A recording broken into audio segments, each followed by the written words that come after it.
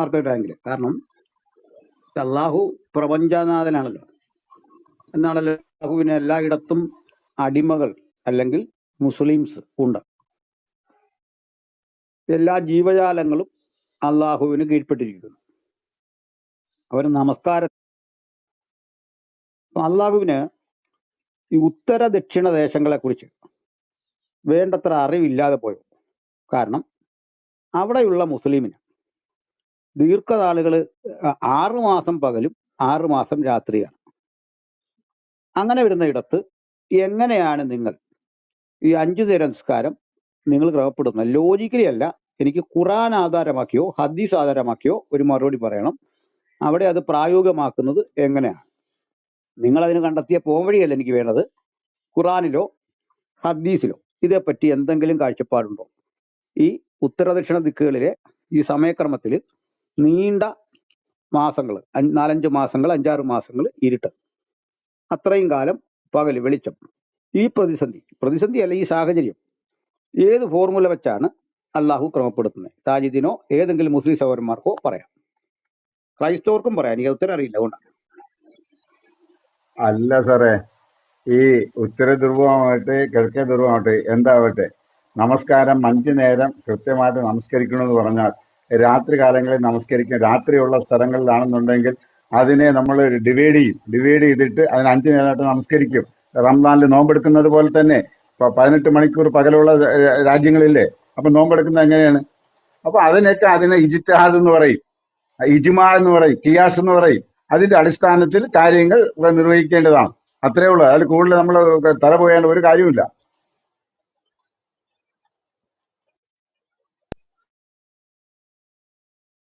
നമ്മളല്ല പറയുന്നത്. എന്റെ ചോദ്യം അള്ളാഹുവിനെ പറ്റി എന്തെങ്കിലും ഒരു ഗൈഡൻസ് ഉണ്ടോ എന്നുള്ളതാണ്. അള്ളാഹു എന്ത് പറഞ്ഞു എന്നാണ് ഇതേപ്പറ്റി എന്തെങ്കിലും പറഞ്ഞിട്ടുണ്ടോ? അല്ലെ ഖുറാൻ ഇതേപ്പറ്റി അവിടെയുള്ള മനുഷ്യരെ പറ്റിയും അവരുടെ നിസ്കാരത്തെ പറ്റിയും ഖുർആനുള്ള അഭിപ്രായം അല്ലെങ്കിൽ നബിക്കുള്ള അഭിപ്രായം ഇതാണ്. എന്താണ് ഇവരുടെ മനസ്സും ഇവരുടെ കാഴ്ചപ്പാടും അങ്ങോട്ട് ചെല്ലാഞ്ഞ? കാരണം ഇനി നമ്മുടെ മുമ്പിൽ വേദഗ്രന്ഥമില്ല, അല്ലെങ്കിൽ ഇജ്മാ ഖിയാസ് എന്നൊക്കെ പറയുന്ന ഏകീകൃത സ്വഭാവം ഉണ്ടായിരിക്കണം. അതുകൊണ്ടില്ല, അത് വ്യത്യസ്തമാണ്. യുക്തി ആണല്ലോ നമ്മൾ ഖിയാസ് എന്ന് പറയുന്നത്, ഇജ്മാ ട്രഡീഷനുമാണ്. അത് രണ്ടും പ്രയോജനപ്പെടുത്തണമെങ്കിൽ അത് ആപേക്ഷികമാണ്. എൻ്റെ യുക്തി പോലെയല്ല നിങ്ങളുടെ പണ്ഡിതാഭിപ്രായം, അങ്ങനെയൊക്കെ തന്നെ. അത് യുനാനിമസ് ആയിട്ട് ഉത്തരത്തിൽ എത്തത്തില്ല. അപ്പോൾ ഖുറാനാണ് പ്രധാനം, അല്ലെ ഹദീസാണ് പ്രധാനം. അവിടെ അള്ളാഹുവോ അല്ലെങ്കിൽ പ്രവാചകനോ ഈ ഒരു വിഷയത്തെ ശ്രദ്ധിക്കുന്നില്ല. എന്താണ് പറ്റിയത്? അതായത് ഞാൻ പറയുന്നത് കേൾക്കുന്നുണ്ട് എന്ന് വിശ്വസിക്കുന്നു. കേൾക്കാം. കേൾക്കുന്നില്ല. ആ, അതായത് പ്രവാചകൻ അനുയായികളോട് പറഞ്ഞ ഒരു വിഷയം, അത് കൃത്യമായിട്ട് പറഞ്ഞ് അവസാനിപ്പിക്കാൻ എനിക്ക് അവസരം തരണം. പ്രവാചകൻ അനുയായികളോട് പറഞ്ഞു, നിങ്ങൾ ഇസ്ലാം എത്താത്ത സ്ഥലത്ത് ചെന്നു. അവിടെ ചെന്നപ്പോഴത്തേക്ക് ഒരു പുതിയ വിഷയം ഉണ്ടായി. അത് ഖുർആനിലുമില്ല ഹദീസിലുമില്ല. നിങ്ങൾ എന്ത് നിലപാടെടുക്കുമെന്ന് ചോദിച്ചു. അവർ പറഞ്ഞിട്ട് രണ്ടുപേരില്ലെങ്കിൽ അത് യുക്തിപരമായിട്ട് ഖുർആന്റെയും ഹദീസിന്റെയും ബേസ് വെച്ചുകൊണ്ട് ഞങ്ങൾ അതിനെ ഇജ്മാ ചെയ്യും, ഗവേഷണം നടത്തും. അതാണ് നമ്മുടെ ലേഖ മറുപടി. ഞാൻ പറഞ്ഞ കേട്ടിരിക്കുമെന്ന് വിചാരിക്കുന്നു.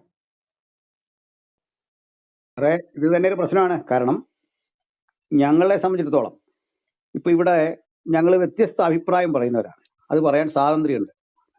ഞങ്ങളുടെ അഭിപ്രായത്തിൽ പറയുന്ന കാര്യങ്ങൾ പക്ഷെ ആധികാരികമല്ല. അഭിപ്രായം പറഞ്ഞാൽ ആധികാരികമല്ല. ഞങ്ങൾക്ക് നേരെ തിരിച്ചാണ്.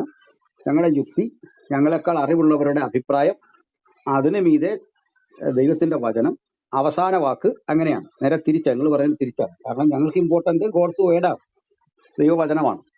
അപ്പൊ ദൈവവചനം, പാരമ്പര്യം, യുക്തി, അഭിപ്രായം. അപ്പൊ പ്രോട്ടോകോൾ അത് നേരെ തിരിഞ്ഞു പോവാണ്. കാരണം ഈ സാധാരണ തുടങ്ങേണ്ടത് ഒരു സീരിയൻ കോടതിയിൽ നിന്ന് മുകളിലോട്ട് തുടങ്ങിയിട്ട് അവസാനം നമ്മൾ സുപ്രീം കോടതി ചെല്ലുകയാണ്. ഏറ്റവും പ്രധാനം സുപ്രീമായിട്ടുള്ളത് ഖുർആനും അതിന്റെ തൊട്ട് താഴെ ഹദീസുമാണ്. അത് താഴോട്ടാണ് വരുന്നത്. അപ്പൊ നിങ്ങൾക്ക് അവ്യക്തത വരുമ്പോൾ നിങ്ങൾ താഴേക്ക് വന്നാൽ എങ്ങനെ നോക്കുന്നത്? മുകളിലേക്കാണ് പോകേണ്ടത്, നേരെ തിരിച്ചാണ് പോകേണ്ടത്. അവിടെ അഭിപ്രായം ഇല്ല, അല്ലെങ്കിൽ ഖുർആൻ മിണ്ടുന്നില്ല എന്ന് കണ്ടാൽ അത് മിണ്ടണമല്ലോ. കാരണം സുപ്രധാനമായ ഒരു ചോദ്യമാണ് ഈ പറഞ്ഞ കാര്യം. വളരെ പ്രധാനപ്പെട്ട, മനുഷ്യരെ മുഴുവൻ ബാധിക്കുന്നുണ്ട്. അത് അള്ളാഹു എല്ലാ സമുദായത്തിലും പ്രവാചകന്മാരെ അയച്ചു എന്നുള്ളതാണ്. നമ്മളൊക്കെ ജനിക്കുന്നതിന് മുമ്പേ അള്ളാഹു ഇതെല്ലാം ചെയ്തു വെച്ചിട്ടുണ്ട്. അപ്പോ നമ്മളൊക്കെ ചിന്തിക്കുന്നൊക്കെ മുമ്പ് ഈ പറയപ്പെട്ട സകല സമുദായത്തിലേക്ക് 1,25,000 പരം പ്രവാചകന്മാരെ അയച്ചിട്ടുമുണ്ട്. പിന്നെ നമ്മുടെ അഭിപ്രായത്തിന് വിലയില്ല. നമ്മുടെ അഭിപ്രായത്തിന് എന്താ വില? നമ്മുടെ യുക്തിക്ക് എന്താ വില? ഓൾറെഡി അള്ളാഹ് എസ്റ്റാബ്ലിഷ്ഡ് എവരിത്തിങ്. അപ്പൊ അതിന്റെ അടിസ്ഥാനത്തിൽ ഈ പറയപ്പെട്ട ആളുകൾ നിസ്കാരം വെറുതെ നടത്തിയാൽ പോരാ, മുറ പോലെ അനുഷ്ഠിക്കണമെന്നാണ്. സക്കാത്ത് കൊടുക്കണം, നിസ്കാരം മുറ പോലെ അനുഷ്ഠിക്കണം. അപ്പൊ അതിൽ സമയക്രമമുണ്ട്. ഇല്ലേ പിന്നെ നിങ്ങൾ എപ്പോഴേലും പോയി നമസ്കരിക്കണോ? അതല്ല, സമയക്രമമുണ്ട്. അവിടുത്തുകാരെങ്ങനെ സമയക്രമം പാലിച്ച് ഒരു നിസ്കാരം അനുഷ്ഠിക്കും, അവിടുത്തുകാരെങ്ങനെ നിങ്ങൾ പറഞ്ഞ പോലെ നോമ്പ് അനുഷ്ഠിക്കും. ഇത് ബാക്കിയുള്ള ആൾക്കാരുടെ കേൾക്കേണ്ടത്. ഞാൻ ഈ ശബത്ത് ആചരിക്കണം എന്ന് കർശനം പിടിക്കുന്ന ക്രൈസ്തവരോട് ചോദിച്ച ചോദ്യമാണിത്. ശബത്ത് യഹൂദന് മാത്രമാണ് പ്രായോഗികം, കാരണം അവർക്കുള്ള ലോക്കൽ നിയമമാണ്. It is possible. പക്ഷേ ശബത്ത് ആചരണം എങ്ങനെയാണ് ഇവിടുത്തുകാർക്ക് പറ്റുന്നത്? ഈ ഉത്തര ദക്ഷിണ ധ്രുവങ്ങളിൽ താമസിക്കുന്ന മനുഷ്യർക്ക് എങ്ങനെ ശബത്ത് ആചരിക്കാം? ആ ചോദ്യത്തിന് പ്രസക്തിയുണ്ട് എന്നതുപോലെ ഈ ചോദ്യം ഇവർക്കും പ്രസക്തമാണ്. എനിക്കിപ്പോ താജി എന്ന് പറഞ്ഞ സുഹൃത്തിനെ ചോദ്യങ്ങളാൽ വിലക്കിയല്ല. ഈ ഈ പ്രശ്നങ്ങളിലെ ഉള്ളടക്കം ഓഡിയൻസ് ഒന്ന് തിരിച്ചറിയണം. ഇതിനു വേണ്ടിയാണ് ഞാനിത് സൂചിപ്പിച്ചത്. അങ്ങേക്ക് മറുപടി ഉണ്ടേ പറയാം. അല്ല, ഒരു വിഷയത്തിൽ, ആധുനികമായിട്ടുള്ള ഒരു വിഷയത്തിൽ ഖുർആനിലോ ബൈബിളിലോ അല്ലെങ്കിൽ തോറയിലോ കാണാത്തൊരു വിഷയം വന്നാൽ അത് എങ്ങനെയാണ് കൈകാര്യം ചെയ്യുന്നത്? അത് ആ കാലഘട്ടത്തിൽ ഇല്ലാത്ത ഒരു വിഷയമാണ്, ഒരു പുതിയ വിഷയം വന്നു. ആ വിഷയത്തെക്കുറിച്ച് എങ്ങനെ കൈകാര്യം ചെയ്യും പണ്ഡിതന്മാർ? അത് ഖുർആന്റെയോ അല്ലെങ്കിൽ ബൈബിളിനെയോ ബേസ് ചെയ്തുകൊണ്ടായിരിക്കും ആ ഒരു വിഷയം ചർച്ചയ്ക്ക് എടുക്കുന്നത്. അതിന്റെ അടിസ്ഥാനത്തിൽ കാര്യങ്ങൾ മുന്നോട്ട് കൊണ്ടുപോകും. അതിനാണ് ഇജ്മാ എന്ന് പറയുന്നത്, കിയാസ് എന്ന് പറയുന്നത്, ഇജ്തിഹാദ് എന്ന് പറയുന്നത്, ഗവേഷണം നടത്തും. ഇതെല്ലാം ഖുർആനും ഹദീസിനും വിരുദ്ധമാകാൻ പാടില്ല എന്നുള്ളതാണ്. അപ്പൊ ഒരു 18 മണിക്കൂർ പകലുണ്ടെങ്കിൽ എങ്ങനെ നോമ്പെടുക്കണം? അതിന് പണ്ഡിതന്മാർ ആ വിഷയത്തിൽ ഇജ്തിഹാദ് ചെയ്തിട്ടുണ്ട്. ഇജ്തിഹാദ് ചെയ്യാൻ ഗവേഷണം നടത്താനുള്ള അധികാരവും കൊടുത്തിട്ടുണ്ട്. അതാണ് മനസ്സിലായി. ഇതേ വിഷയം ബൈബിളിൽ നമുക്ക് ഒരുപാട് സ്ഥലത്ത് നമുക്ക് പരാമർശിക്കാൻ പറ്റും.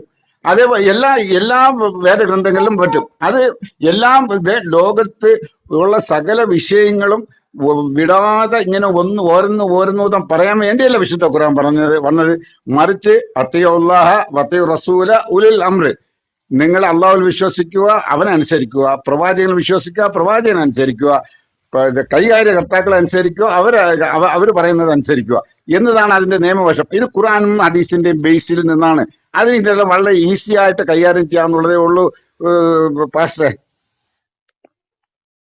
അത് ഈസി ആയിട്ട് കൈകാര്യം ചെയ്യാനേ പറഞ്ഞുള്ളൂ. ഈ 5 നേരം എങ്ങനെയാണ് അഡ്ജസ്റ്റ് ചെയ്തത് കൈകാര്യം ചെയ്താട്ടെ. ഖുറാന്റെയും ഇതിന്റെ ബേസിൽ ഇജുമയും കിയാസും ആധാരമാക്കി ഒന്ന് കൈകാര്യം ചെയ്താട്ടെ. അവിടുത്തുകാരൻ എന്ത് ചെയ്യണം? ഇത് രാത്രി വരുന്ന 2 നമസ്കാരങ്ങളാണ്, സുബഹിയും ഇശായും. ഇത് രണ്ടിന്റെ 2 അറ്റങ്ങളാണ്. ഇവിടെ വന്നിട്ട് സുബഹി മാത്രം ഒറ്റയ്ക്ക് നമസ്കരിക്കുകയും ഏഷ്യയും മഗ്‌രിബും കൂടെ ഒരുമിച്ച് നമസ്കരിക്കുകയും ളുഹറും അസറും കൂടെ ഒരുമിച്ച് നമസ്കരിക്കാനുള്ള സംവിധാനം പ്രവാചകൻ സല്ലല്ലാഹു അലൈഹി വസല്ലം വളരെ കൃത്യമായിട്ട് പറഞ്ഞിട്ടുണ്ട്. അതിന് എന്താ പറയേണ്ടത്? ളുഹറിനെ അസറിനോട് കൊണ്ടുപോകുക, അസറിനെ ളുഹറിനോട് കൊണ്ടുവരിക, ഇശയെ മഗ്‌രിബിനോട് കൊണ്ടുപോവുക. ഇങ്ങനെയുള്ള എളുപ്പ വഴിയും വളരെ എന്താണ് പറയേണ്ടത്, എങ്ങനെയാണ് ചെയ്യേണ്ടതെന്നുള്ള രൂപത്തിൽ പ്രവാചകൻ നമസ്കരിച്ച് കാണിച്ചു കൊടുത്തു, സഹാബാക്കൾ നമസ്കരിച്ച് കാണിച്ചു കൊടുത്തു. ഈ 3 നേരമായിട്ട് അല്ലെങ്കിൽ 2 നേരമായിട്ട് ഇതിനെ ചുരുക്കാനുള്ള സംവിധാനവും ചെയ്തിട്ടുണ്ട്. ഇല്ല സാർ, അങ്ങനെയാണെങ്കിൽ ഇവിടെ ഉള്ള ആളുകൾക്ക് വർഷത്തിൽ 5 നേരമുള്ള ആകപ്പാടെ ഈ പറഞ്ഞനുസരിച്ച് വർഷത്തിൽ, നമ്മുടെ വർഷം അനുസരിച്ച് 5 നേരമേ അവിടെ ആകെയുള്ളൂ. കാരണം ഒരു പകൽ ഒരു രാത്രിയേ വരുന്നുള്ളൂ. മതിയല്ലോ, ആ വർണ്ണ സമയമുള്ള അഡ്ജസ്റ്റ്മെന്റ് അല്ലേ പറഞ്ഞിട്ടുള്ളൂ. ഓക്കെ, അത് സമ്മതിച്ചു. അങ്ങനെയാണെങ്കിൽ നോയമ്പിനും ഇതേ കാര്യം ബാധകമാണോ? 6 മാസം അവർ പകല് പട്ടിണി ഇരിക്കണം, വൈകിട്ട് അല്ല. അതിന് അടുത്ത രാജ്യത്ത് എങ്ങനെയാണ് സമയം, ആ സമയം തൊട്ടടുത്ത രാജ്യത്തെ സമയം ഏതാണ്, സ്ഥലത്തെ സമയം ഏതാണ്, അത് നിർണയിച്ചും കൊണ്ട് നോമ്പെടുക്കാം. അല്ല സാറേ, ഞാൻ ചോദിക്കുന്നത്, താങ്കൾ ആദ്യം പറഞ്ഞത് വർഷത്തിൽ 5 നിസ്കാരം മതി, കാരണം ഒരു പകൽ ഒരു രാത്രി അവർക്ക് കിട്ടുന്നുള്ളൂ. ഇതേ മാനദണ്ഡം ആണല്ലോ അപ്പൊ ഈ നോയമ്പിനും വെക്കണ്ട. നോയമ്പിന് മാത്രം എന്താ പ്രത്യേകിച്ചൊരു നിയമം വരുന്നത്? കാരണം നിസ്കാരത്തിന് 5 ടൈം മതി വർഷത്തിൽ, ഈ പറഞ്ഞതനുസരിച്ച്, നമ്മുടെ വർഷത്തിൽ, നമ്മുടെ കണക്കനുസരിച്ച്. അല്ലാതെ ഇതിനെങ്ങനെ അത് സാധിക്കുന്നത്? കാരണം ഈ പകലിനും രാത്രിക്കും അതിൻ്റെതായ കാര്യങ്ങളുണ്ട്, ശാസ്ത്രം ഒത്തിരി ഇസ്ലാമിലുണ്ട്. കാരണം ഈ പകലെങ്ങനെ ഫാസ്റ്റിംഗ് ഇരിക്കുന്നതുകൊണ്ട് ഒത്തിരി ഗുണമുണ്ട്, രാത്രി കഴിച്ചാൽ ഇന്ന ദോഷമുണ്ട് എന്നൊക്കെ നമ്മൾ കേൾക്കാറുമുണ്ട്. അപ്പം നോയമ്പുള്ള കാലത്തിന്റെ ചില ശീലങ്ങൾ പറയുന്നുണ്ട്. ഇതൊക്കെ പാലിച്ച് സക്സസ്ഫുൾ ആയിട്ട് എങ്ങനെ നോമ്പ് അനുഷ്ഠിക്കാൻ പറ്റും? നിങ്ങൾ പറഞ്ഞനുസരിച്ച് ഒന്നിനോട് യോജിക്കുന്നില്ല. എത്ര ഇജ്മായും കിയാസും പ്രയോഗിച്ചാലും ഇതിന് ഉത്തരവാകുന്നില്ല. ഈ നിസ്കാരത്തിന് ഒത്തിരി സവിശേഷതകൾ ഉണ്ടെന്നും അപ്പോൾ അതിന് ചില ശാസ്ത്രീയ അടിസ്ഥാനങ്ങളുണ്ടെന്നും രാത്രിയിൽ ഫുഡ് കഴിച്ചിട്ട് ആ, പകല് ഫാസ്റ്റിംഗ് ഇരിക്കുന്നതിൽ ഒത്തിരി ശാസ്ത്രീയതയുണ്ടെന്നും ഒക്കെയാണ് ഞങ്ങൾ നിങ്ങളുടെ പ്രസംഗത്തിലൂടെ കേട്ടിട്ടുള്ളത്. അപ്പൊ ഈ ഗുണങ്ങളൊന്നും ഇവർക്ക് ബാധകമല്ലാതെ വരികയല്ലേ? നമുക്ക് തോന്നുന്ന പോലെ കയറിയിട്ട് പകലും രാത്രിയൊക്കെ അഡ്ജസ്റ്റ് ചെയ്ത് നിസ്കരിക്കാൻ നോക്കുക. അതിനെന്താണ് പ്രമാണം? എന്താണ് അതിന്റെ ആധാരം? കാരണം നിസ്കാരം നിങ്ങൾ പറഞ്ഞു വർഷത്തിൽ 5 മതി. നമ്മുടെ വർഷം ഈക്വൽ ടു അവരുടെ 6 മാസം പകല് 6 മാസം രാത്രി 5 മതി, സമ്മതിച്ചു. പക്ഷെ ഇത് നോമ്പിന്റെ കാര്യം വരുമ്പോൾ എങ്ങനെ പറ്റും? അടുത്ത രാജ്യത്തിലെ ഇതെന്ന് പറഞ്ഞാൽ അതും വളരെ ഇതിനോട് അടുത്താ നിൽക്കുന്നത്. അത് ഗ്രാജുവൽ ആയിട്ടാണ് മാറിക്കൊണ്ടിരിക്കുന്നത്. ഒത്തിരി താഴോട്ട് വരുമ്പോഴാണ് ഇതിന് മാറ്റം വരുന്നത്. ഞാനത് വേണേ കൃത്യം ഇപ്പൊ തന്നെ അതിന്റെ ആ സമയവ്യത്യാസം പറയാം. അതിന് ഒരു ഉത്തരവൊന്നും ഇസ്ലാമിന് തരാൻ പറ്റില്ല ഈ ഒരു വിഷയത്തിൽ. അപ്പൊ നമുക്ക് വെറുതെ പറയാന്നേ ഉള്ളൂ. ഇവിടെ മൻസൂർ എന്ന് പറഞ്ഞ ആൾ ഞാൻ പെട്ടുപോയി എന്നാ പറയുന്നത്. അത് ഭയങ്കര സ്വന്തം ഈ നിങ്ങൾക്ക് ഉത്തരം പറയാൻ കഴിയാത്തൊരു വിഷയം വന്നിട്ട് അനിൽക്കുടത്തോട്ടം പെട്ടുപോയി എന്ന് പറയത്തക്ക മനസ്സ് ഭയങ്കരമാണ്. ഏതായാലും മൻസൂരെങ്കിലും വന്നൊരു മറുപടി പറഞ്ഞാൽ മതി. ഇതിനൊരു ഉത്തരം നല്ല ശാന്തമായിട്ടൊരു ഉത്തരം പറഞ്ഞാൽ മതി. എങ്ങനെയാണ് അള്ളാഹുവിന്റെ ആളുകൾ ഇത് അഡ്ജസ്റ്റ് ചെയ്യുന്നത്? ഈ ടൈം അഡ്ജസ്റ്റ്മെന്റ് എങ്ങനെ സാധിക്കും? അത് ശാസ്ത്രീയമായിട്ടും പറയണം. കാരണം നിങ്ങൾ ശാസ്ത്രീയമായിട്ടാണ് പലപ്പോഴും ഈ നോമിന്റെ കാര്യമൊക്കെ പറയുന്നത്. അതിന്റെ ഗുണഗണങ്ങൾ എന്താ, എങ്ങനെ അതിന്റെ അവിടുത്തെ ശാസ്ത്രം വർക്കൗട്ട് ആകുന്നത് മറ്റു രാജ്യങ്ങളെ പോലാണോ? തൊട്ടടുത്ത രാജ്യത്തിലെ സമയക്രമം എടുത്താൽ ഇത് തമ്മിൽ വലിയ വ്യത്യാസമില്ല. അപ്പൊ നിങ്ങൾക്ക് അത് എടുക്കാൻ പറ്റിയല്ല. അതിന്റെ അടുത്ത് എടുക്കാമോ? എങ്കിൽ അതിന്റെ മാനദണ്ഡം എന്താ? അല്ല അതിന്റെ അടുത്ത് എടുക്കാമോ? അതൊക്കെ നല്ലല്ലേ? സൗദി അറേബ്യയിൽ എടുത്താൽ മതി എന്ന് പറഞ്ഞാൽ കുറെ എളുപ്പമുണ്ടായിരുന്നു. ഇത് തൊട്ടടുത്ത് ഒന്നും എടുക്കാൻ പറ്റിയല്ല. കാരണം ഇത് ഈ ഭൂമിയുടെ ഭ്രമണം അനുസരിച്ച് ഈ സംവിധാനത്തിന് മാറ്റമുണ്ട്. കാരണം ഇത് അച്ചുതണ്ടുകളോട് ചേർന്ന് നിൽക്കുന്ന ഭാഗമാണ്. അതിന്റെ ഭ്രമണത്തിന് വ്യത്യാസമുണ്ട്. അപ്പൊ അതില് നിങ്ങൾ പറയുന്ന തരത്തിൽ ഒരു കാര്യം നടക്കില്ല. സൂര്യനെ ചുറ്റുന്നതിലും ഒക്കെ ഉണ്ടല്ലോ. അപ്പൊ ആ പറയുന്ന വിധത്തിൽ നടക്കുന്നില്ല. അപ്പോൾ എങ്ങനെയാണ് അത് പ്രാവർത്തിയാക്കാൻ സാധിക്കുന്നത്? അത് വലിയ നമ്മൾ തല വലുതായിട്ട് പുകയേണ്ട കാര്യമൊന്നുമില്ല. കാരണം എന്ന് പറഞ്ഞാലേ 12 മണിക്കൂറാണ് ഈ 18 മണിക്കൂറാണ് പകല്, 12 മണിക്കൂറാണ് നോമ്പ്. ആ 12 മണിക്കൂർ കറക്റ്റ് ചെയ്ത് നമ്മൾ നോമ്പ് പിടിച്ചോണ്ടാ മതി. അത്രേ ഉള്ളൂ. അതിൽ വലിയ ബുദ്ധിയും വിവേകവും ഒന്നും കൊടുക്കേണ്ട കാര്യമൊന്നുമില്ല. അത്രേ ഉള്ളൂ. ആ സമയത്ത് അത് പകലായിരുന്നാലും രാത്രി ആയിരുന്നാലും ശരി, ആ നോമ്പ് പിടിക്കാനുള്ള സമയം കൃത്യമായിട്ട് ആ മണിക്കൂർ മിനിറ്റുകൾ ആക്കുക. എന്നിട്ട് അത് പിടിക്കുക. ആ രാജ്യത്തിന് നമ്മൾ എളുപ്പമാണ് ഉദ്ദേശിക്കുന്നത്, അവിടെ ബുദ്ധിമുട്ടല്ല. ഈ പ്രപഞ്ചത്തിന്റെ ഈ ഭൂമിയുടെ കിടപ്പനുസരിച്ച് മനുഷ്യരെ ബുദ്ധിമുട്ടിക്കാൻ വേണ്ടിയല്ല അത് പറയുന്നത്. മറിച്ച് അത് നമ്മൾ അടുത്ത രാജ്യത്തോ അല്ലെങ്കിൽ അടുത്ത ടൈമിനോ ഒക്കെ നോക്കിക്കൊണ്ട് അത് കറക്റ്റ് ചെയ്യാനേ ഉള്ളൂ. അതാണ് പണ്ഡിത വീക്ഷണം. ഇതിന് പണ്ഡിത വീക്ഷണമൊന്നും ഇല്ല. ഉണ്ടെങ്കിൽ ആ പണ്ഡിതന്റെ റെഫറൻസ് പറയാമോ? സാറ് പറഞ്ഞതിന് ഏത് പണ്ഡിതനെയാണ് ഉദ്ധരിക്കുന്നത്? ഒന്ന് പറഞ്ഞാൽ കൊള്ളാം. സെയ്ദ് അബുലാല മൗദൂദിയുടെ ഇസ്ലാമും ഭൗതിക ലോകവും എന്നൊരു പുസ്തകമുണ്ട്. ഭൗതിക ലോകവും ഇസ്ലാമും എന്ന ഒരു പുസ്തകമുണ്ട്. ആ പുസ്തകം IP ഇറക്കിയിട്ടുണ്ട്. ആ പുസ്തകം വായിച്ച് ഇത് കൃത്യമായിട്ട് നിങ്ങൾക്ക് മനസ്സിലാവും. മൗദൂദിയുടെ പുസ്തകം അല്ലേ? മൗദൂദിയുടെ ആണോ? ജമാഅത്ത് ഇസ്ലാമിയുടെ? സെയ്ദ് അബുലാല മൗദൂദിയുടെ, ജമാഅത്ത് ഇസ്ലാമിയുടെ സ്ഥാപകനായ സെയ്ദ് അബുലാല മൗദൂദി എഴുതിയ പഠനാർഹമായ ഹദീസിന്റെ നിദാന ശാസ്ത്രങ്ങൾ എന്ന് പറയുന്ന പുസ്തകത്തിനോടൊപ്പം ഇറങ്ങിയതാണ് ഭൗതിക ലോകവും. ഭൗതിക ലോകത്തിന്റെ ചലനങ്ങളും അതിന്റെ അവസ്ഥകളും ഇസ്ലാമികമായ ആരാധനാകർമ്മങ്ങളുടെ വിധികളും അദ്ദേഹം വളരെ കൃത്യമായിട്ട് അതിൽ വിവരിച്ചിട്ടുണ്ട്. അത് വായിച്ച വാസന എളുപ്പം മനസ്സിലാവും. സാറേ പ്രശ്നം അതല്ല. ഇത് സിമ്പിൾ ആയിട്ടൊരു മനുഷ്യനും മുസ്ലിമിനും മനസ്സിലാകേണ്ട ചോദ്യമാണ്. കാരണം മൗദൂദി സാഹിബ് ഇതിന് എങ്ങനെ ഒരു ഉത്തരം പറഞ്ഞെന്ന് പറഞ്ഞാൽ അത് നിങ്ങളൊന്ന് പറഞ്ഞാൽ മതി. തൊട്ടടുത്ത രാജ്യം എന്ന് പറഞ്ഞു, അത് സാധിക്കുകയില്ല. കാരണം അടുത്ത രാജ്യം പിന്നെയും പോവാം. പക്ഷേ തൊട്ടടുത്ത രാജ്യത്ത് ഇതേപോലെ അല്ലാത്ത വ്യത്യസ്തമായ സമയക്രമങ്ങളുള്ള രാഷ്ട്രങ്ങളുണ്ട്. ആസ്ട്രിയയുടെ അടുത്ത് കിടക്കുന്ന രാജ്യവും ആസ്ട്രിയയും തമ്മിൽ ഒരുപാട് വ്യത്യാസമുണ്ട്. അതെ, ഞാനിതേ പറഞ്ഞുള്ളൂ. ഇതിനെ അഡ്രസ് ചെയ്യുന്നതിൽ അള്ളാഹു പറഞ്ഞുള്ളൂ. ഇവയെ അഡ്രസ് ചെയ്യുന്നതിൽ അള്ളാഹു പരാജയപ്പെട്ടു. ഇങ്ങനൊരു സംഭവം കിടക്കുന്നു. ഇത്രയും ഗുരുതരമായ ഒരു വിഷയത്തിന് മൗദൂദി സാഹിബ് കഴിഞ്ഞ നൂറ്റാണ്ടിൽ വരേണ്ടി വന്നല്ലോ. ഇത് ഒരു പ്രധാന ചോദ്യമല്ലേ? അള്ളാഹു എല്ലാ സമുദായത്തിലേക്കും പ്രവാചകന്മാരെ അയച്ച സ്ഥിതിക്ക് ഈ പ്രശ്നത്തിന് അള്ളാഹു ഉത്തരം പറയേണ്ടതാണ്. അത് ദുർബലനായ മൗദൂദി ഏൽപ്പിച്ചാൽ എങ്ങനെ നോക്കുന്നേ? അള്ളാഹുവിനെ അപേക്ഷിച്ചാട്ടോ, അല്ല അദ്ദേഹം മോശമാണെന്നല്ല. അല്ലെങ്കിൽ മുഹമ്മദിന് ചെയ്യേണ്ട വലിയൊരു ജോലിയാണിത്. അപ്പൊ ഇതിന്റെ അർത്ഥം എന്താന്ന് വെച്ചാൽ ഇത്രയെടുത്ത് പ്രവാചകന്മാരെ അയച്ചിട്ട് ഒരു പ്രയോജനമില്ല പോയെന്നില്ലേ? എങ്ങനെ എന്ത് പ്രയോജനമുള്ളത്? ഇത്രയും പ്രവാചകന്മാരെ അള്ളാഹു ചെലവ് ചെയ്ത് അവരുടെ ജീവസന്ധാരണത്തിന് വേണ്ട കൊടുത്ത് എല്ലാ വിഭവങ്ങളും കൊടുത്ത് അയച്ചിട്ട് കാക്കാശിന്റെ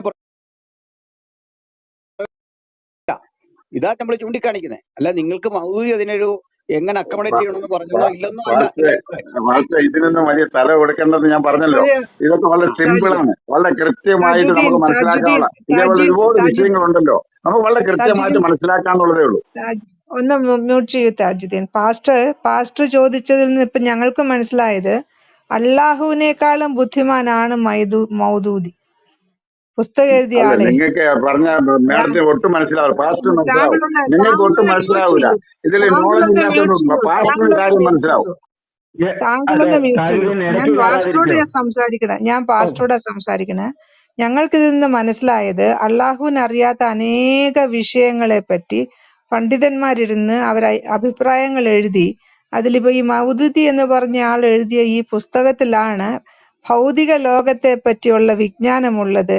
അള്ളാഹു കണ്ടത് 7 തട്ടുകളുള്ള ആകാശം, ചോറ്റുപാത്രം 7 തട്ടുള്ള ചോറ്റുപാത്രം അടുക്കി വെച്ചതുപോലെ മേളിലോട്ട് 7 തട്ടുള്ള ആകാശം, ഏറ്റവും താഴത്തെ ആകാശത്തില് ഡെക്കറേഷന് വേണ്ടിയിട്ട് തൂങ്ങിക്കിടക്കുന്ന കുറെ നക്ഷത്രങ്ങള്, ഇടയ്ക്കിടയ്ക്ക് പിശാച് മേലോട്ട് ഒളിഞ്ഞു കേൾക്കാൻ ചെല്ലുമ്പോ ഓരോ നക്ഷത്രത്തെ പിടിച്ചിട്ട് അവനെ എറിയുക, മിസൈൽ പോലെ പിശാചിനെ എറിയുക. ഇങ്ങനെയുള്ള ഒരു ലോകമാണ് അള്ളാഹുവിൻ്റെത്. പരത്തി കിടത്തിയ ഒരു ഭൂമി മെത്ത പോലെ പലർത്തി അതിന്റെ മുകളിൽ ആണി അടിച്ച് ഉറപ്പിച്ചു വെച്ചിരിക്കുകയാണ്. പർവ്വതങ്ങളൊക്കെ ആണികളാണ്. അപ്പോ പാസ്റ്റർ ചോദിച്ച ചോദ്യത്തില് ഇങ്ങനെ അത്രയ്ക്ക് വിവരമേ അള്ളാഹുവിനുള്ളൂ. അപ്പൊ ഈ മനുഷ്യന്മാര് വേണം ഈ ഭൗതിക ലോകത്തെ പറ്റി മുസ്ലിങ്ങൾക്ക് പറഞ്ഞു കൊടുക്കാൻ. അതാണ് ഇപ്പൊ മിസ്റ്റർ താജുദ്ദീൻ പറഞ്ഞത്. ആ പുസ്തകത്തിൽ എഴുതിയിട്ടുണ്ട് എങ്ങനെയാണ് മാനേജ് ചെയ്യേണ്ടത്. അതായത് ലോകത്തിന്റെ നാനാഭാഗങ്ങളിലേക്ക് മനുഷ്യര് പോയി സൂര്യൻ ഇങ്ങനെ ചെളിക്കുണ്ടിൽ അസ്തമിക്കുന്നു എന്നൊക്കെ വിചാരിച്ചു പോയ മനുഷ്യര് അതൊന്നും കാണാതെ ഇങ്ങനെയുള്ള അനുഭവങ്ങൾ വന്നപ്പോ 18 അതായത് 6 മാസം പകലും 6 മാസം രാത്രിയുമുള്ള സ്ഥലങ്ങളിൽ ചെന്നപ്പോ ഇങ്ങനെയുള്ള പണ്ഡിതന്മാരിറങ്ങി അള്ളാഹുവിന് ബദലായിട്ട്. അതല്ലേ ഇപ്പൊ പാസ്റ്റർ പറഞ്ഞ് ഞങ്ങൾക്ക് മനസ്സിലാക്കി തന്നത്. ഈ ചോദ്യങ്ങളിൽ നിന്ന് ഞങ്ങൾക്ക് മനസ്സിലായത് ഇതാണ്. പാസ്റ്റർ മറുപടി പറയും. ഞാന് ഇത് പറയാനൊരു കാരണം, ഇപ്പൊ ഞങ്ങൾക്ക് നിങ്ങളെക്കാൾ അപകടം പിടിച്ചൊരു അവസ്ഥയിലേക്ക് ഞങ്ങൾ പോകും. നിങ്ങൾ ഈ പറഞ്ഞിട്ട് അത് ഞാൻ പറയാം. ഇപ്പം ഞങ്ങളുടെ വിശ്വാസ പ്രമാണങ്ങളിൽ, പക്ഷെ ഞങ്ങളുടെ അടിസ്ഥാന ചിന്ത, ക്രൈസ്തവന്റെ അടിസ്ഥാന ചിന്ത യേശുവിന്റെ പഠിപ്പിക്കലാണെന്ന് അറിയാലോ, ഗോസ്പൽസ് ആണ്. അതിന്റെ എക്സ്പ്ലനേഷൻ ആണ് വരുന്ന ലേഖനങ്ങൾ. തദനന്തരം ചർച്ച് കാലാകാലങ്ങളിൽ സ്വീകരിക്കുന്ന അതിന്റെ സുന്നഹദോസുകൾ, തീരുമാനങ്ങൾ, ട്രഡീഷനുകൾ, അതിലെ വാല്യൂസ് ആണ് ഞങ്ങളുടെ അടിസ്ഥാനം. അപ്പൊ ഇതിലൊരു പ്രശ്നം പറയാം. കാതലായ ഒരു വിഷയത്തിൽ ഉത്തരമില്ലാതിരിക്കുക എന്ന് വെക്കുക, ഉത്തരമില്ലാതിരിക്കുകയും അത് നിങ്ങളുടെ യുക്തിക്ക് വിടുന്നു എന്ന് പറയുകയും യുക്തിയും നിങ്ങൾക്ക് ഫലപ്രദമായി വരാതിരിക്കെ പണ്ഡിത ലോകത്തിന് നിങ്ങൾ അത് ചർച്ചയ്ക്കെടുക്കാൻ പറഞ്ഞാൽ ഞങ്ങൾ ആടി വെച്ച് തീരുകയല്ലേ. കാരണം എന്റെ പാണ്ഡിത്യം ലീ സിസ്റ്റർക്ക് പറ്റത്തില്ല, അല്ലെ ഞങ്ങളുടെ ലീഡേഴ്സിന് പറ്റത്തില്ല. 100,000 വിഭാഗങ്ങളുള്ള ഞങ്ങൾ അടിച്ച് തീരുകയല്ലേ, പല വഴിക്ക് തീരുകയല്ലേ. അതേ സെയിം ഒരു ഇതെടുത്താൽ നിങ്ങൾക്ക് അത്രയും വരത്തില്ല. അപ്പം ഞാൻ അതിൻ്റെ ഒരു വസ്തുതയാ പറഞ്ഞേ, അല്ലാതെ നിങ്ങളെ പരിഹസിച്ച് പറയല്ല. അപ്പൊ കാതലായ പ്രശ്നങ്ങൾ, കാരണം ഇസ്ലാമിലെ 5 പില്ലേഴ്സിൽ വരുന്നതാണല്ലോ ഇത്. ഏറ്റവും പ്രധാനപ്പെട്ട കാര്യങ്ങൾ എന്നാണ് ഈ നിസ്കാരം. അത് മുറ പോലെ അനുഷ്ഠിക്കേണ്ടതാണ്, സുപ്രധാനമായ ഒരു കാര്യമാണ്. അപ്പോൾ ഈ ഒരു കാര്യത്തിനെ പറ്റി നല്ല ഒരു മാർഗദർശനം ഖുർആനിൽ ഉണ്ടാകേണ്ടിയിരുന്നു, ഒന്നത്. 2, നമുക്ക് ബൈബിളിലേക്ക് തന്നെ വരാം. അപ്പൊ ഞങ്ങളെ സംബന്ധിച്ചോളം ഈ ഇത്തരം വിഷയങ്ങളിൽ പല ഉത്തരം ഇല്ലാത്ത ആളുകളാണ്. ഒരു ഉത്തരവേ ഉള്ളൂ. ഇപ്പം ധാർമ്മികതയെ പറ്റി പറഞ്ഞാലും, വിവാഹത്തെ പറ്റി പറഞ്ഞാലും, കുടുംബജീവിതത്തെ പറ്റി പറഞ്ഞാലും, ക്രൈസ്തവൻ പല ഗ്രൂപ്പാണെങ്കിലും അതിനൊക്കെ ഒറ്റ ഉത്തരവേ ഉള്ളൂ, ഒറ്റ ഉത്തരം, അതിന് മാറ്റമില്ല. അപ്പോൾ ഒരാൾ ചോദിക്കുകയാണ്, ഭർത്താവ് ഇങ്ങനൊരു മനുഷ്യനാണ്, അയാള് ഇപ്പം ഡൈവോഴ്സിന് നോട്ടീസ് കൊടുത്തിരിക്കുന്നു, ഞാൻ എന്താണ് ചെയ്യേണ്ടതെന്ന് ചോദിച്ചു കഴിഞ്ഞാൽ ഞങ്ങൾ പറയാതെ നടക്കുന്ന കാര്യമല്ല. നിങ്ങൾ പരസ്പരം യോജിച്ചു പോകണം, ഇതേ ഞങ്ങൾക്ക് പറയാൻ പറ്റൂ. മരണം നിങ്ങളെ വേർപിരിക്കുന്നത് വരെ സുഖദുഃഖ സമ്മിശ്രമായ ജീവിതത്തിന്റെ എല്ലാ വഴികളിലും നിങ്ങൾ ഒത്തുപോകണം. ഇതേ കത്തോലിക്ക അച്ഛനും പറയൂ, പെന്തിക്കോസ്ത് പാസ്റ്ററും പറയൂ, ബ്രദറൻ ഉപദേശിയും പറയൂ, മർത്തോമാലെ അച്ഛനും പറയൂ, മാറ്റമില്ല. അത് മാത്രമേ പറയാൻ പറ്റുള്ളൂ. കാരണം അതിന് ഒറ്റ ആൻസറേ ഉള്ളൂ അത്തരം കാര്യങ്ങളിൽ. അപ്പം ഞാൻ പറയുന്നത് ബൈബിളിലെ ചില വിഷയം, ഇപ്പോൾ നമുക്ക് 10 കമാൻഡ്മെന്റ്സ് എടുക്കാം. ഞാനല്ലാതെ അന്യദൈവം നിനക്ക് ഉണ്ടാകരുത്. ഈ 10 കാര്യങ്ങൾ എടുത്താൽ ആ 10 കാര്യങ്ങളും വ്യക്തതയുള്ളവയാണ്. അതിങ്ങനെയാണ് പാലിക്കേണ്ടത്, ഇന്നതാണ് രീതി. അപ്പോ അപ്പനെ അമ്മയും ബഹുമാനിക്കുക എന്ന് പറയുകയാണ്. അപ്പനെ അമ്മയും ബഹുമാനിക്കാൻ ഇവിടുത്തെ കാണിക്കുന്ന ഒരു രീതിയിലല്ല ബഹുമാനം തമിഴ്നാട്ടിലെങ്കിൽ അവിടെ പോയി ആ രീതിയിൽ, അല്ലെങ്കിൽ വേറെടുത്ത് പോയിട്ട് അവിടുത്തെ പണ്ഡിതനോട് ചോദിക്കുക എന്ന് പറഞ്ഞാൽ എങ്ങനെ ഇരിക്കും? അപ്പൊ അത് ക്ലാഷ് ആവൂലേ, പരസ്പരം കലുഷിതമാകും അന്തരീക്ഷം. അപ്പൊ ഇവിടുത്തെ ഏറ്റവും സുപ്രധാനമായ കാര്യങ്ങൾ, ഇപ്പൊ നമുക്ക് പ്രായോഗികത്തിലെ ചില കാര്യങ്ങളൊക്കെ നമ്മുടെ മുമ്പിൽ അപ്പോഴാണ് വരുന്നത്. പാസ്റ്റർ ഒന്ന് ഇടപെട്ടോട്ടെ. എനിക്ക് ഇതിൽ ചാർജ് തീർന്നുപോയി. ഞാൻ തീർച്ചയായിട്ടും ഞാൻ ഈ ചർച്ചയ്ക്ക് വരും. എനിക്ക് ഇനി 1% ഉള്ളൂ. ഓക്കെ.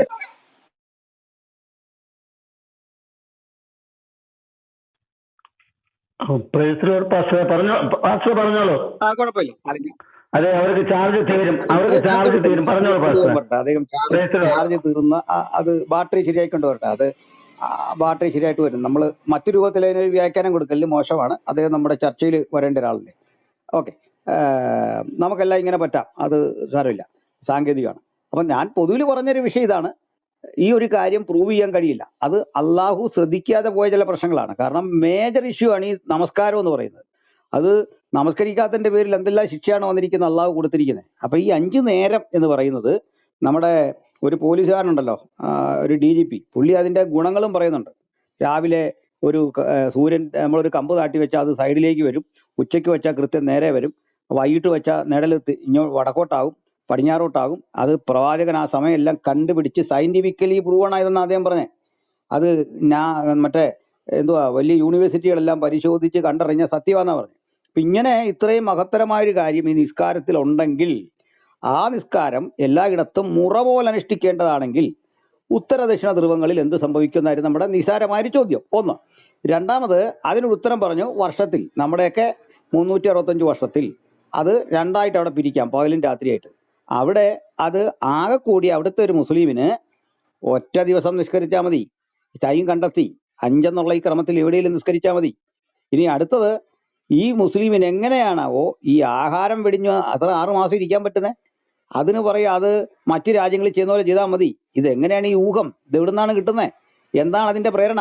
അത് അന്ത്യപ്രവാചകൻ എല്ലാത്തിനും മറുപടി പറയാമെന്ന ആളാണ്, എന്തിനും മറുപടി പറയേണ്ട ആളാണ്. അവിടെ ഉത്തരമില്ല എന്നുള്ളതാണ് ഞങ്ങൾ ചൂണ്ടിക്കാണിച്ച വിഷയം.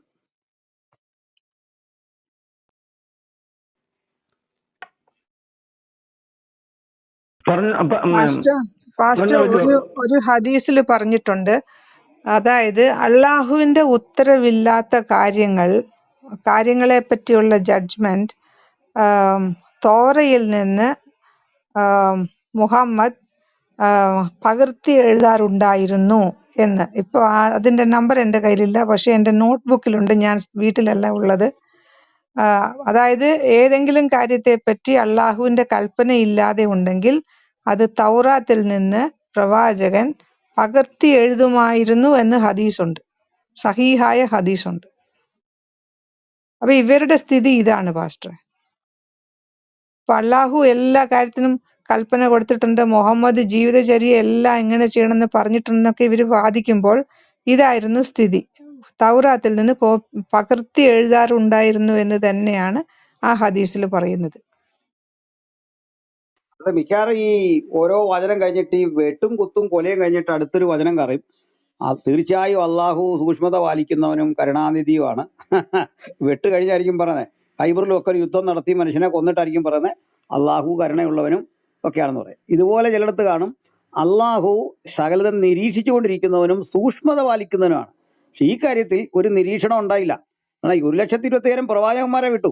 ഇവരെ തീറ്റിപ്പോറ്റാൻ പെട്ട പാടാലോചിച്ച മനുഷ്യര്. അപ്പൊ ഇത്രയും പ്രവാചകന്മാർ ഈ നാട് മുഴുവൻ അലഞ്ഞിട്ടും അന്ത്യപ്രവാചകം വന്നിട്ടും ഇത്തരം കാര്യങ്ങൾക്ക് ഉത്തരവില്ല, പ്രധാന കാര്യങ്ങൾക്ക് ഉത്തരവില്ല. അപ്പൊ ഇസ്ലാം നേരിടുന്ന ചില പ്രശ്നങ്ങൾ ഞാൻ ചൂണ്ടിക്കാണിക്കാം. ഒന്ന്, ഇസ്ലാമിന്റെ ക്ലെയിമുകളൊന്നും നിലനിൽക്കുന്നില്ല. ക്ലെയിം നിലനിൽക്കുന്നില്ല എന്ന് പറഞ്ഞാൽ ഈ നമസ്കാരത്തെ പറ്റി. ഇനി ഒന്നുകൂടെ കേട്ടോ, ഈ ലീസിസ്റ്റ് ഇവിടെ വായിച്ചു, മറ്റൊരു ബ്രദറും വായിച്ചു, ഹദീസ് കൊണ്ടുവന്ന് കൽപ്പിച്ചു. 50 തവണയാണ് ആദ്യം പറയുന്നത്.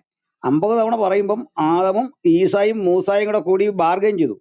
അങ്ങനെ പറഞ്ഞു വിടുക, നിനക്കത് പറ്റുമോ ചെയ്ത് 45 ആക്കി. അങ്ങനെ കുറച്ച് കൊണ്ടെന്നാണ് ലാസ്റ്റ് ഈ 5-ലെത്തിച്ചത്. അപ്പോൾ 50 തവണയാണ് അള്ളാഹുവിന്റെ ഇഷ്ടം. അത് മാറ്റാൻ ഈസയാര് ഈ സാക്ഷ്യം കൊടുക്കാൻ? അപ്പൊ ഇനി ഈസയുടെയും മൂസയുടെയും പോലും ബോധം അള്ളാഹുവിനില്ലേ? 50 തവണ വെച്ചാൽ ലോകത്തെ ഏതെങ്കിലും മനുഷ്യന് ഇത് നടപ്പിലാക്കാൻ പറ്റുമോ? ലോകത്താരെങ്കിലും ഒരാൾക്ക് ഇത് പറ്റുമോ? ഈ പുരോഹിതന്മാർക്ക് പറ്റിയേക്കാം, ബാക്കി സാധാരണ മുസ്ലിമിന് പറ്റുമോ? അവിടെ ജോലി ചെയ്യണ്ടേ? ഈ ലോകം നിലനിൽക്കണ്ടേ? ഇത്രയും അപ്രായോഗികമായ ഒരു നിർദ്ദേശം അള്ളാഹു കൊടുക്കുന്നു എന്ന് പറയുന്നത് നിങ്ങളൊന്ന് ആലോചിച്ച് നോക്കിയേ. അപ്പൊ ഇതിന്റെ അർത്ഥം ഇത്രേ ഉള്ളൂ, ഈ അറേബ്യൻ സമൂഹത്തിൽ നിലനിന്നിരുന്ന പലതരം ആചാരങ്ങളെ പകർത്തി എഴുതുന്ന വഴിക്ക്, ഇപ്പൊ പറഞ്ഞ പോലെ തോറയിൽ നിന്നൊക്കെ എഴുതിയെടുക്കുന്ന വഴിക്കും ചോദിച്ചു മനസ്സിലാക്കുന്ന വഴിക്കും ഒട്ടേറെ ഭാഗികമായ അറിവുകൾ മുഹമ്മദിൽ കടന്നുകൂടി അതിങ്ങനെ എഡ്ജ് ചെയ്ത് നിൽക്കുമെന്നും പിൽക്കാലത്ത് അത് ചോദ്യം ചെയ്യപ്പെടുമെന്നും ഒരിക്കലും ധരിച്ചില്ല. അപ്പൊ ഈ ഒരു പ്രശ്നം ഈ കാര്യത്തിലുണ്ട്. അപ്പൊ നമസ്കാരം മുറ പോലെ അനുഷ്ഠിക്കുക, സക്കാത്ത് കൊടുക്കുക എന്നൊക്കെ പറഞ്ഞ ആളുകൾ ഈ മറ്റു രാജ്യങ്ങളിൽ നിന്നുകൊണ്ട് ഇത് എങ്ങനെ ഞങ്ങൾ മുറ പോലെ ചെയ്യും, എങ്ങനെ അത് സാധിക്കുമെന്ന് ചോദിച്ചാൽ പറയാ അതൊക്കെ പണ്ഡിതനോട് ചോദിച്ചോണം, അതിനാ നിനക്ക് ബുദ്ധി വന്നിരിക്കുന്നത് പറയാ. പോരല്ലോ, അവന്റെ യുക്തിയും എന്റെ യുക്തിയും മറ്റൊരാളുടെ യുക്തി ആപേക്ഷികമാണ്. അതിനെങ്ങനെ യുനാനിമസ് ആയിട്ട് ഒരു റിസൾട്ട് പ്രാപിക്കാൻ കഴിയുന്നേ? പണ്ഡിതന്റെ വാക്ക് പലതാണ്. ലോകത്ത് ഇവിടെ ഏത് വിഷയത്തിലെ ഏത് മതത്തിലാ പണ്ഡിതന്മാർ തമ്മിൽ യോജിപ്പുള്ളേ? ഒരു വിഷയം പറയാമോ? ഒരു വിഷയവും ഇല്ല. അപ്പൊ പണ്ഡിതന്റെ പക്കലേക്ക് ഇത് ഏൽപ്പിച്ചു കൊടുത്താൽ വരുന്നത് എല്ലാ മതത്തിലെയും അത് അതിൻ്റെതായ വഴിക്ക് പോകും. അപ്പൊ ഇവിടെ അന്തിമ ഉത്തരം പറയേണ്ട അള്ളാഹു ഇക്കാര്യം ശ്രദ്ധിക്കാതെ പോയി എന്നുള്ളതാണ് ഇതിലെ ഏറ്റവും വലിയ അപാകത.